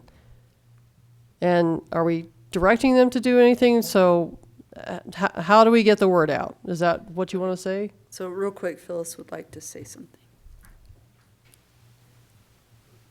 And then we'll be done with the public. Because there's nobody else to speak. I'm back.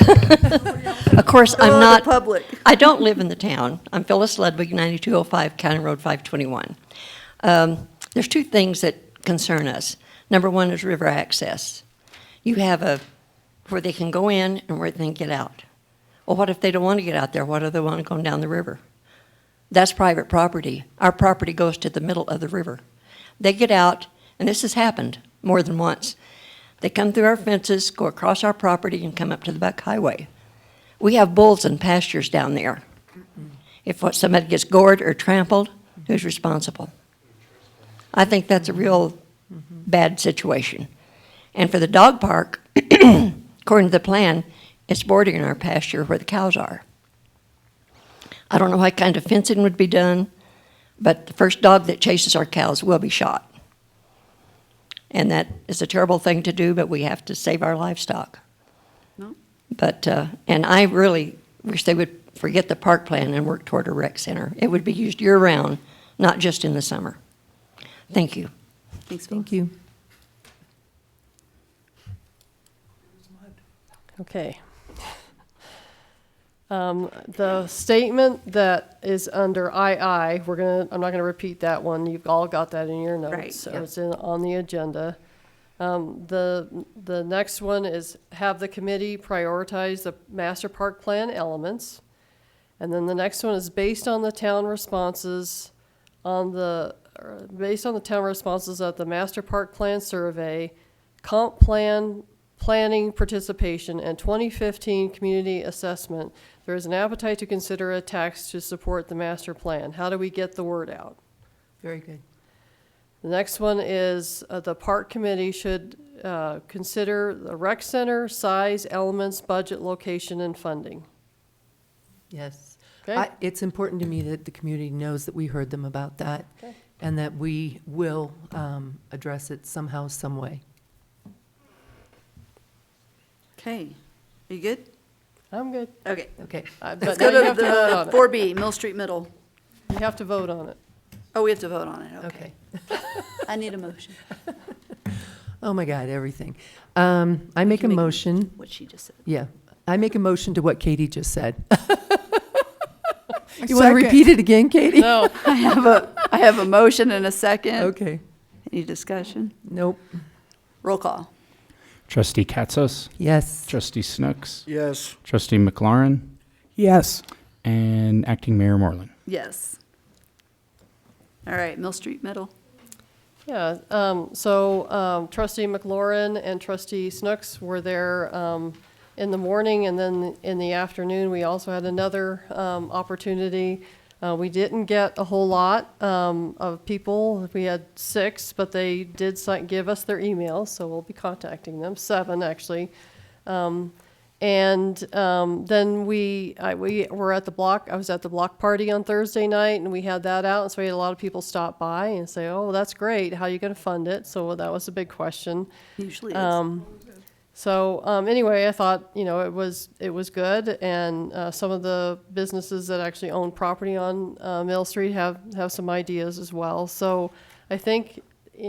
Because we didn't get a whole lot of property owners there, we probably need to send out another notice before we actually have a meeting, so. I would agree. And I haven't figured out how to schedule that yet, so. That's okay. Well, and I do think whether it's trustees taking on a minimal role, but to Mr. Blanchard's comment about we can't expect the community to come to us. It is stated clearly in the community assessment that one of Bayfield's biggest hurdles is getting the word out. Since we're a bedroom community, most of our families are working. But we have businesses here, we have organizations here. I think it's up to maybe the Board of Trustees we set up a list of who we should contact, and each one of us just call these businesses and say, how important is it to you that we update our Mill Street Middle, that we make it more inviting, that we encourage more people to come here. So I feel like just hoping people will show up and say, yeah, pick me. For instance, the 501(c) group for the sheep and the heritage.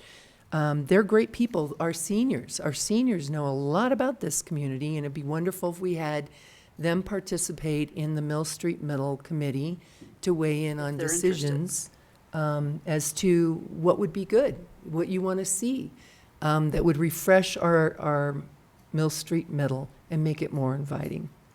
So I certainly encourage any trustee to go Yeah. out and rile the folks. That's fine, and we're certainly did that at our block party, and I mailed out invitations to every property owner in the Mill Street area, including North Street and South Street. So it wasn't hope that they showed up. Yeah. We did invite them. Yeah.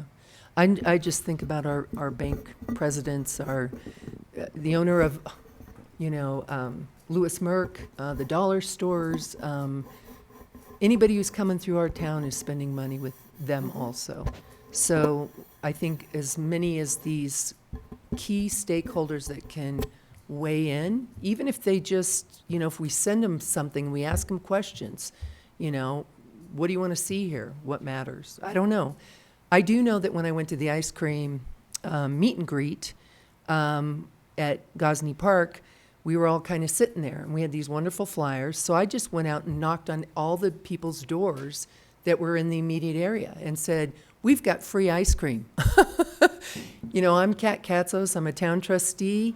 Here's a little handout about what we've got going on. Come on over and get free ice cream. So I made it more about what was fun about us being there, but still giving them things that they could look at about what's happening in town. So I do believe that putting a face on it and going out and talking to people would be very beneficial. Okay. I think another way to get input, I agree with the trustees going out and doing some individual, face-to-face. We did work with the Good Food Collective down in Durango. We did some surveys, but we had, and we met with the people in person, but we had the survey was designed and developed by a Vista volunteer. And then actually she and I came out, and because Durango doesn't pay much attention to Bayfield a lot of the time, I said, hey, we're on this side of the county and we need to be involved too. We got 25% of the surveys came from this side of the county for that. And it was very good. It was good information we got. I think if we could develop maybe some other people, maybe from the high school, some other people that we could train to go out, it would be a good experience for them to go out and do some surveys for us and tell people what's being planned. I think that might be a way to take it off. I mean, it's not that big a town, but if we've only got 7 trustees, we can't go interviewing everybody. But if you could get some other people involved in doing your surveys, it's good for them to learn about their town. I think these business owners, especially in like the Lions and Rotary Club, the seniors, to go out and speak with the seniors personally and just say, hey, we are needing participation. This is about our wonderful little historic Mill Street, and we're looking at guidance, and bring this information to them. And maybe what we would do is create a list. We would break up that list where all of us have 5 people to talk to one way or another, via email, phone, whatever, and just say, hey, and keep it super simple so we're all consistent. This is what we're looking for, these 2 things. Do you have any weigh-in or willingness to participate at all, even if it's, with their verbal or email written commitments. So that's just my suggestion. Pine River Shares did the exact same thing. Yeah. Went to the business owners when they were Mhm. looking for support, present the thing, do all this to have a day of their sales or a part of their sales go to us and stuff Sure. like that. Yeah. And it worked well. But So- we have a lot more people at Pine River Shares than we do Sure. right here. I know I'm personally less likely to go door to door to people, just nature of my busy day. But I was thinking maybe another survey for the Get a Vista. for the Mill Street. Mill Street. Sure. Do a survey on it. I mean, yes, we want to have the businesses involved, but I think a survey would be a good one. Put it in our newsletter, get more info. Do you need anything else? More? Yeah, go ahead. So I was looking at the middle of Mill Street, and I was curious, portions of that sidewalk is still in good condition. And a lot of it is at the width, the maximum width that can be in that area. I mean, if we bump every bit of the sidewalk to 6 foot or whatever we did these two ends to be, there will be no parking on that street, So I was wondering if it's been an idea that we possibly look at the sidewalks and repair what needs to be repaired, replace what needs to be replaced. But then, in that case, it looks if we would be looking for less funding because there is a decent amount of that sidewalk that is in good condition.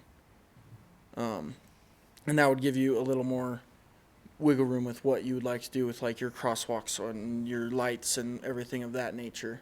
I would also suggest in the crosswalks, it says possibly brick. I would suggest not using brick. Yeah. If you want to do concrete that's stamped like brick, that'd be great, but I don't think individual bricks is going to be very good when Jeremy's pulling them out of the snow pile every spring from plowing them out. But you can make it look like bricks. Yeah, I do concrete. I've got a brick stamp. I'll donate it to the town. You can have it. I don't want it anymore. You can We're have it. hiring a contractor. Like, I don't want to do any more brick Yeah, I stamps. don't want any more brick stamps. You can have it. I think that's a valid point. Well, and I would encourage the people that are, the trustees that are involved with the Mill Street Middle, this community assessment has a huge chunk of information and direction. We've paid for this. It is as good today as it was in 2015. So if you're looking for guidance, I encourage you to read this and just even look directly at the Mill Street guidance. And I read the thing today, yes. it's very beneficial. So we don't need to reinvent the wheel is kind of my point. There's also in there that DOLA, they have Vista, they might be able to provide a Vista to Yeah. work with. These people are good, Yeah, and they Sure. are learning and they're up for what they're doing. yeah. We wouldn't have that dome at the Pine River Shares if it hadn't been for the Vistas, because none of the community That's showed up. great to know. Katie, I think it goes without saying that we would want to try to see what kind of revitalization grants there are out there and kind of see what their requirements are. I think it's really hard to have a plan when you don't know what kind of funding sources you might Well, have. yeah, and the other thing is that, what it's gonna cost if we just replace those sidewalks that need to be replaced, that's a completely different project, so we Right. kinda need to know. Well, and a we do have revitalization grant Main might Street- say, replace it all. Yeah, we've save us already money. went out and got 2 revitalization Main Street. We did both Right. gateways, So so, is that how we funded That- those Yeah. last two? yeah, and they went, the project There's now usually is a up to match. $250,000 versus $150,000, so the amount is going up than where it was before. Well, and there's heritage grants also, and definitely Mill Street, is a heritage section of our community. So, So there's heritage grants if you have a heritage society or a heritage organization in your town, and we don't have a heritage. can we ride on the sheep? Can we take advantage of their Their new 501c3? Yes, exactly. As a representation, I'm into creative ways, not illegal ways, just creative ways. Well, I think you got to know what you want. Yeah. I mean, I think that's why we started this process. Yeah. I'm not saying that it's going to be all stamped The brick. trees and the green. I do know from communities that I've lived in that have redone their old towns, and ours is what, just 3 small blocks or whatever, but it has made a huge difference in the quality of the participation in the town, and sure I'm the talking about people businesses from too, and out of businesses town. coming in, too. Yeah, businesses coming in. So I would be concerned, I like Cash's idea of how do we save money? I'm always up for that, finding the best way of not spending more money than we need to. Unless But the I would grant also be requires. concerned about piecemealing. And it doesn't come out looking cohesive and as inviting, especially to new businesses, as something that had a representation and a sense of marketing in who they are. You Then know, that where was it states. That was kind of what I was looking at when I was Yeah. looking at the sidewalk. You know, I live down there, so I see Sure. it every day. You know, I think a good amount of it is still in good condition. I think a good amount of it also is literally falling apart. Sure. But if we just have to replace the sections that are falling apart and we keep what is good, that also opens up the idea to, I mean, you could stain your whole sidewalk going down Mill Street. I mean, we talk about how are we supposed to bring eyes to Mill Street and get people down there. Well, what would do better than having stained sidewalk? I mean, no other county I've ever been to has ever had stained sidewalks. You know, I understand it could also become a maintenance thing, but I mean, you could stain the whole thing, and staining the whole thing would be cheaper than replacing it all to make it all look like it's just fresh new concrete too. It's just an idea. That's a And good idea. another idea to possibly bring more eyes to it. Be like, oh, I'm going to turn down this road, see what's going on. You know, then they stop in and eat some lunch or something. Keep them in town for just a little bit longer. Maybe you should paint some sheep on there. Yes. All right, are we ready to move on to the next one? ready. Yep. Okay, agricultural zoning? So the no. downtown assessment, Yeah. I did have just an analysis at the back of Okay. your notes regarding I that. skipped one, didn't I? You know, I think No, that, it didn't. you know, when Well. Kat and trustee just- Katsos and trustee McLaurin was said all that they've part read of it. I mean, there's a lot of really important things in there. It looks like that we've really done a lot of that. But there's some things that we have not done. So getting our youth involved, you know, maybe a council, you know, I don't know what you want to call it, student council person here, and maybe you give them a grant at the end of the year for, you know, college or something, a scholarship of some sort. Nothing has really been done on the middle school, and Pueblo Community College is moving out at the end of this month, or at least shutting their operations down there as well. And then, of course, and some other things that we didn't do. But I think that really kind of what stuck out to me is that the block parties were instituted in 2017, along with many of the assessment's recommendations. So, and progress continues, and I think we may have been short-sighted in failing to partner with the cost of the block party. And in some respects, this includes the Bayfield Heritage Days and sheep trailing, because I really kind of think that the whole, you know, they're doing their part to get organized. And I think that's a really important part, and they got to get organized, and then they become a better organization to the town, because we were getting all kinds of just, you know, everybody was a part of the Bayfield Heritage, but there wasn't a real organization to really go to. So at the next meeting, I kind of wanted to, you know, take a look at maybe waiving a lot of those fees for block parties and Bayfield Heritage Days, because, gosh, it was the town that wanted those to happen, or at least it was in the assessment, so, anyway. That's all. Well, I'm sure they would like that idea. All right. I think you went to agricultural zoning, is that where we're at? Yeah, and the next meeting is July 8th at 5:30 PM. Okay, and then tree board? And the tree board, we had members, actually public members were interested, and they were very involved in the block party, so I really appreciate their involvement. Cool. And then verified trustee McLaurin's interest in what's So coming I on. appreciate all the committees that trustee McLaurin has signed up for, but I guess we just need to know what's your official committee assignment that you want. I mean, you as trustees can, well, come to anything, but I'm just trying to figure out who's going to be kind of our official person that we contact. And then we have to be careful because we have to post everything. Yeah. So knowing if there's going to be 3 or more trustees there, I think is really important. Okay, so you want us to let you know if I was going to attend the Economic Alliance, you want to know that, right? The Economic Alliance, as long as there are only 2 elected officials there, you're fine. Okay. But if there's 3, and if I, it's just good to contact me, Sure. and I know that Alexis is an official member on that, then I'll let her know that there's going to be the 2 of you. If somebody else contacts me, it's good to know. Great, okay. I'm clear on that.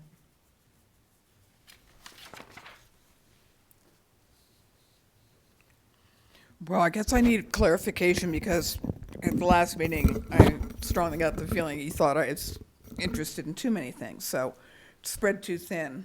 So what are the choices of things that you want a representation of? I mean, which committees?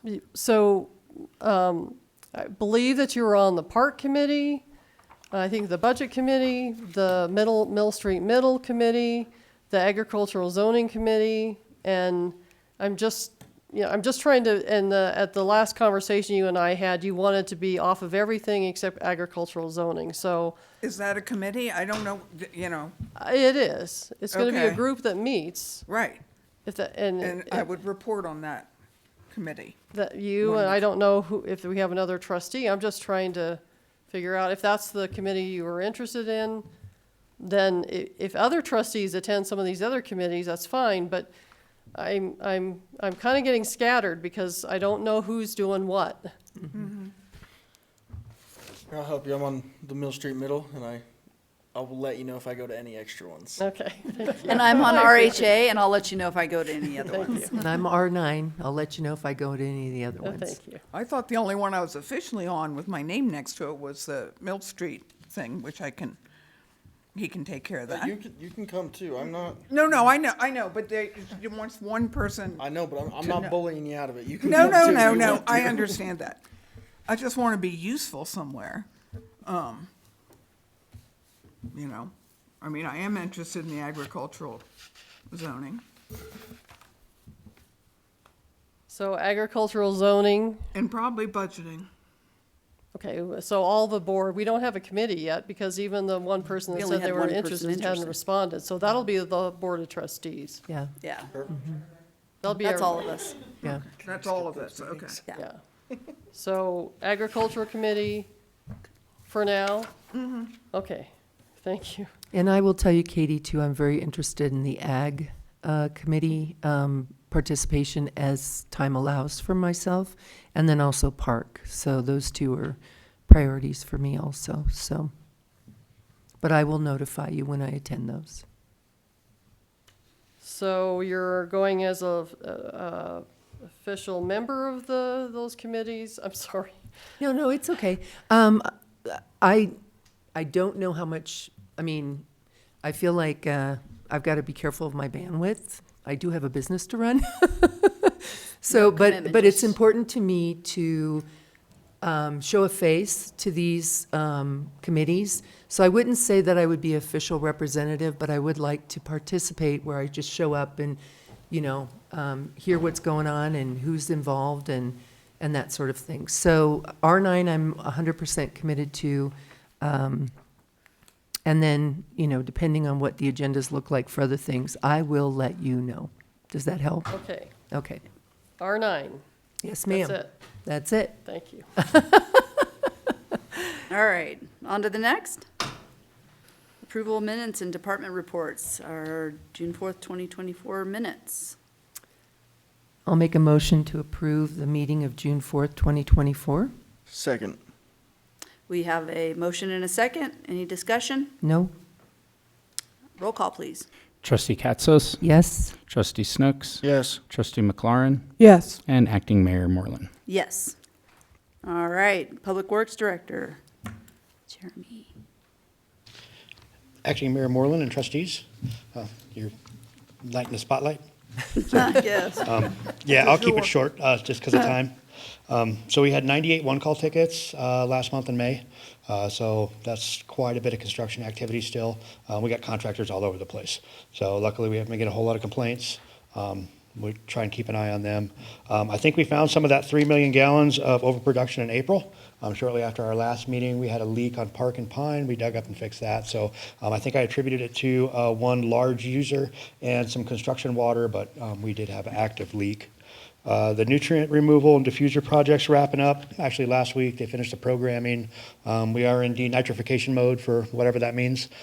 We'll see what our phosphorus and nitrogen numbers come back in preparation for the new regulations that are coming down. We did have a couple call-outs for irrigation and stormwater. That's usually typical in May. They turn the ditches on, and some of our public works employees will have to respond to some of those calls. Equipment and maintenance, weed operations, mowing, spraying, all that stuff's ongoing. Streets and right-of-ways, Tamarac's paved. They're still completing the concrete diamonds up there. Looks nice. Los Pinos got a 2-inch overlay with a 24-inch shoulder. We didn't do the entirety of the road, one for budgetary constraints as well too, but we did both the travel lanes and tapered. The reason we didn't connect the driveways is because they're all at a different elevation. So in talking to the town engineer, that would have required some street reconstruction and trying to sort some of that out. Still huge improvement. If you get a chance, go drive by the mayor's house, do that little loop. There's some new black pavement over there. And then we were informed last week we are losing one of our senior operators. Michael Wisner is another one of our AA operators, I believe, has accepted a position at a different utility. So that's unfortunate. We really need to take a close look at the recruiting and retention moving forward. Yeah. So, Are we doing exit interviews? Well, I don't know. I don't have a formal letter of Not formally. resignation, and I'm sorry, I've been slammed, so. yeah. So we're still, I told him he can't quit till he gives me a We letter. had a stay but- interview, Right.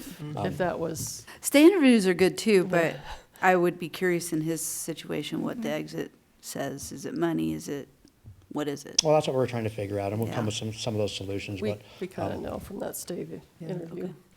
yeah, so we'll keep you posted on that. But he is one of our treatment operators for compliance issues for the state. So that's all I got, unless you guys have any questions. It's going to be a rough one to replace. Thank you. Thanks. I just have, Um, have we replaced the light bulb on the flag yet? It wasn't, it was still out the last time I came by here at night. There's no light on the flag, and it Not should that be. not that I'm aware of. All right, because I talked with the. Yeah, and we contacted, we don't have a lift to do that. So do it. A to Z usually does that. Yeah, I just really like to see a light on it. No, I agree. Okay, The diamonds are also done on Tamarack now. let's go ahead and go on with the chief of police. Chief, okay? Good evening, Acting Mayor and Board. And to keep this short, if you have any questions, just ask me. And I would love to invite all of you over, see what we're doing, see how we're developing, training, and growing. And thank you for everything, for all your support. Thank you. And Nicole, Community Development Director. I'd say the same. If you have questions, you can ask. I do have one correction, and that's for the ag zoning meeting. We had 3 trustees there, Hartz, McLaurin, and Katsos. So I wanted to make that correction on my updates, but happy to answer any questions. Awesome.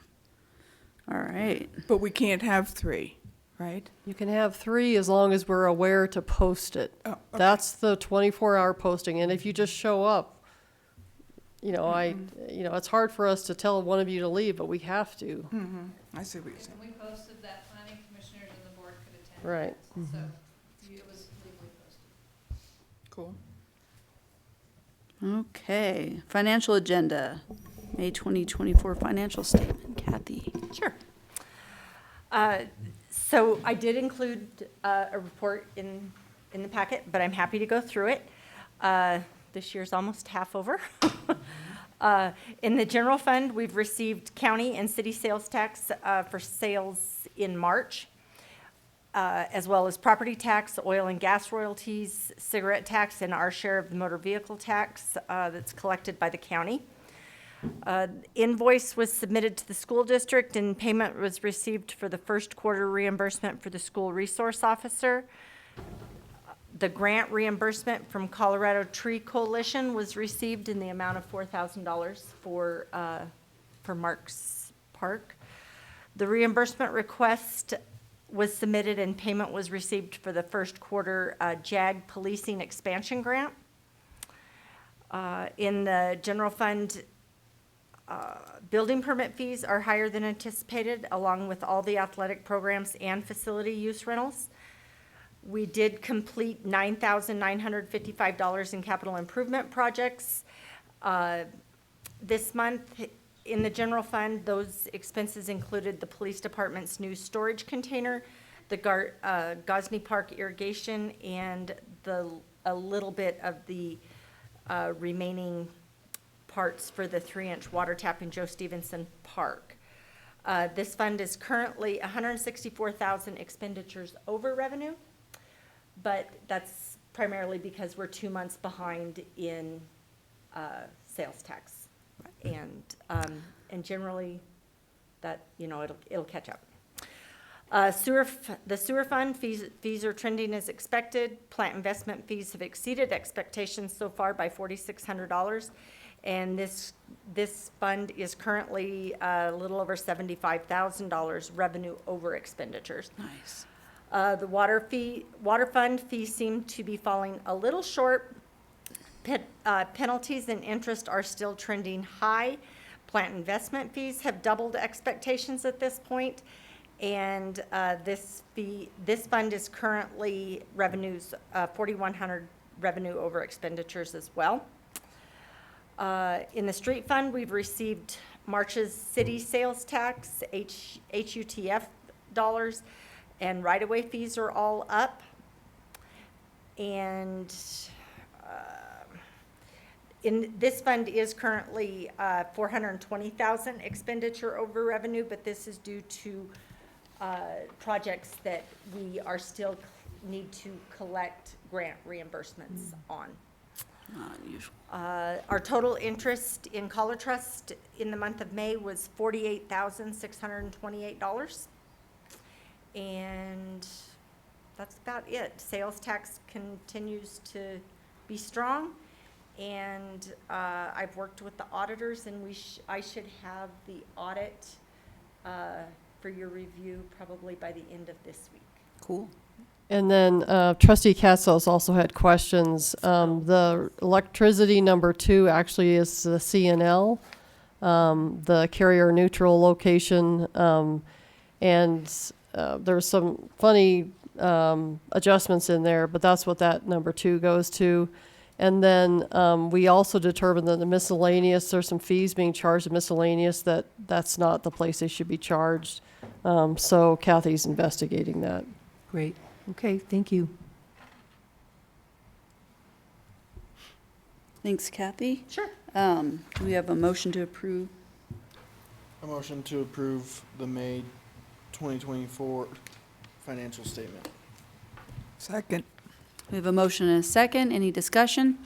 No? And roll call, please. Trustee Katsos, Yes? Trustee Snooks, Yes. Trustee McLaurin, Yes. and Acting Mayor Moreland. Yes. The sales tax reports are in your packet, if you guys want to look at them. Let's see. SGM, 15,000 to 17,000 survey property Yeah, this lines. is to just basically survey the property lines and do some drainage assessment. I realize that maybe some sidewalks may not need to be replaced, but we do have a drainage issue there on Mill Street. So they gave us a quote not to exceed $17,000 to do a survey on Mill Street, that area, the middle part of it. And then they would also do topo for drainage. When we actually do construction for topo, they may have to come back But they said that will be kind of a minor fee to come back and update that, which they have to before construction, so. So this is for your consideration. And it is there is money in the budget. I have a question. Is it putting the cart before the horse by doing Just this? to understand where the property lines are, Tequila's is a sidewalk that is really a problem. But we do have other sidewalks, and I think we need to at least know where those improvements in the property lines are, so we're not even guessing for a new sidewalk. I know we did some issues with the Presbyterian Church when I first got here, and they're encroaching on, the town property. We figured that one out. So I just think it'd be important to have that survey, but, this is something just to at least know what's going on out there. Okay. I approve of this survey. I think it's better to know and understand the infrastructure requirements for the Mill Street Middle and better set us up to install improvements. So I'm for the survey. I'd like a motion to authorize SGM to survey the Mill Street middle property lines, private improvements, and topo for stormwater drainage. I second. We have a motion and a second. Any discussion? No. Roll call, please. Trustee Katzos, Yes. Trustee Snooks, Yes. Trustee McLaurin, Yes. and Acting Mayor Moreland. Yes. Action agenda items. 7A, take-home vehicle. We actually have D, Oh, which did I is the miss one? Pine River Historical Society Parade. Well, I'm just trying to get $20 done through this night. Come on now, we are just going too slow. I'm If you trying could to just go make faster. a motion, we'd be Yes. happy to give their $20 back. I agree. Yeah, me too. Make a motion. Make the motion. Where are we at? Am I on the right page? I make a motion to waive the $20 Historical Society Parade fee. Thank you. Second. Yeah, second. We have a motion and a second. Any discussion? Nope. Roll call, please. Trustee Katzos, Yes. Trustee Yeah. Snooks, Yes. Trustee Moreland, Trustee McLaurin, Yes. and Acting Mayor Moreland. Yes. All right, now I guess we can go to the action agenda. Take-home vehicle. So take-home vehicle, I think this is always something that, that the day that a Bayfield Police Department is parked south of Hesperus at some point, and you're thinking, why is our police vehicle, why are they driving back and forth? So I think that this comes to you. We do have a 30-minute or 30-mile requirement right now, but we do have a new police officer that lives in Hesperus, south of Hesperus. So we're looking at a 40-mile, 45-mile, or 45-minute access. I think that there's got to be some, if we could be fully staffed, I probably don't think that would be an issue, but we're kind of at a point where we'd prefer to have police officers versus a restriction on police vehicles. And then I think that there's certain things that we've got to do, that the take-home vehicle means you drive to Bayfield in your personal car, and maybe you take it home during your 4-day shift, and then at the end of your 4-day shift, you return in your personal vehicle. Mm-hmm. So I don't know if I stated that right. Did I state that right? Yes, you did. Yeah. Are there any, this seems pretty basic, any pros or cons, liability risks, just some basic things with More this? than anybody else Pros has. for this is it actually helps with recruiting. Yes. Retention. If I'm not spoken, but Durango has expanded they have officers living in Farmington. They don't have take-home cars, but La Plata is now allowing deputies to live in New Mexico. We're not at that point, but we are at the point to where the recruits we are trying to get in live in Hesperus. Now, we get some interest from people from Mancos and Montezuma, Archuleta counties and all this. Everybody's battling for that one officer. So you got 5 agencies trying to recruit one officer, and they usually go with the best amenities. Yeah.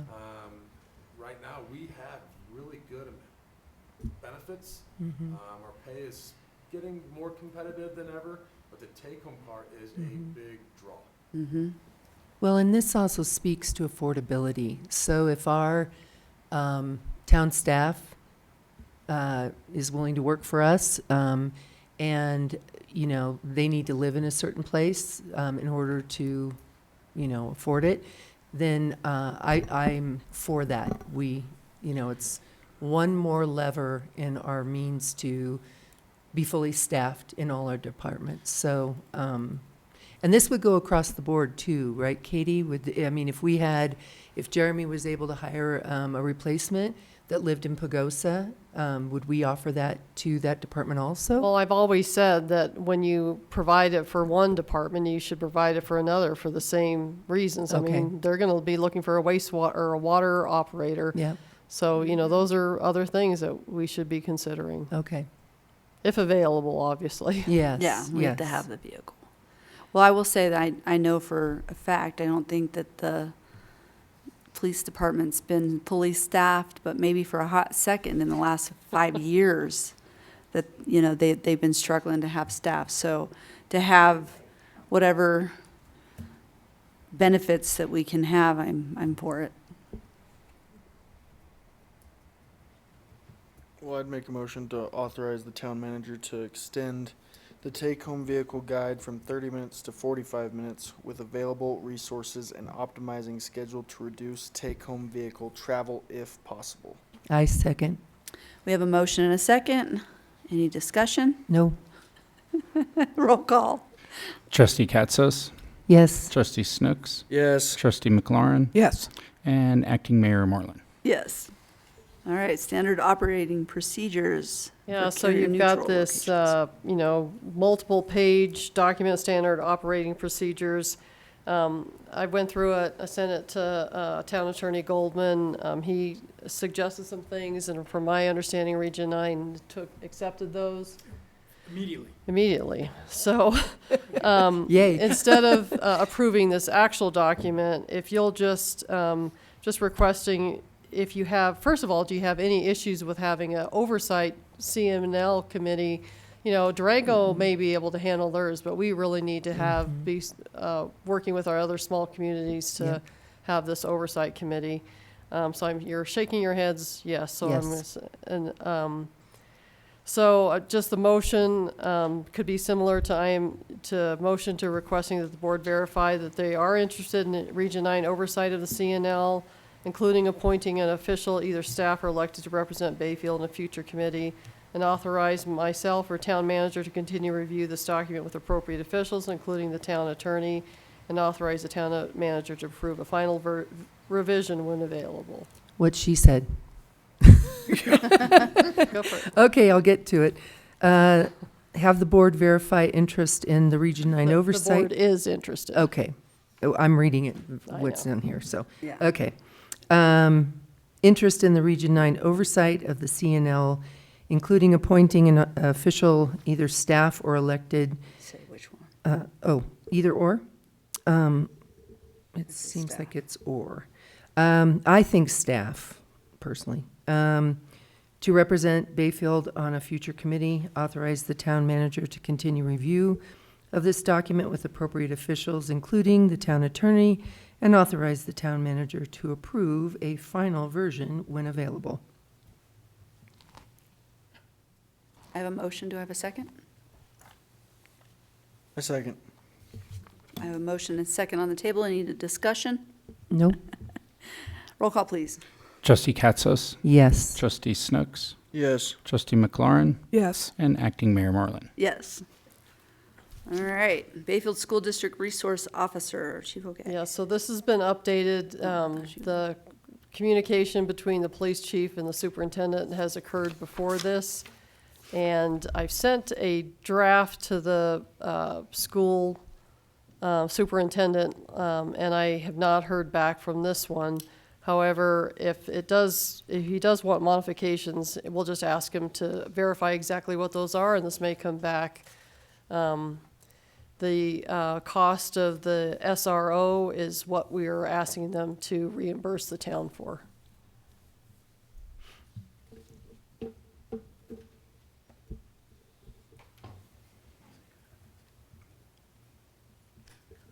Do we have a motion? A motion to authorize acting Mayor Moreland to execute Bayfield School District School Resource Officer IGA. I'll second it. We have a motion and a second. Any discussion? Roll call, please. Trustee Katzos, Yes. Trustee Snooks, Yes. Trustee McLaurin, Yes. and Acting Mayor Moreland. Yes. All right, on to Bayfield School District Old School Gym. Yes, so this is when we talked to a superintendent of the Bayfield School District, he said, well, let's just extend it. And I said, well, actually, the extension has to be authorized by you.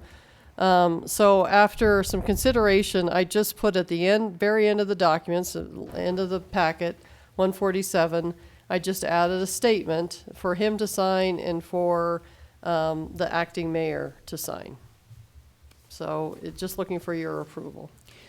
I just have two questions, because I had never seen this agreement, the IGA. So in reading it over, in section 9B, the town shall pay for other cost of such damages. That statement right there, is that too vague? Should it be more? Our insurance agent took a look at this. Okay. It just seemed that it. 9B or 9A? Yeah, no, 9B.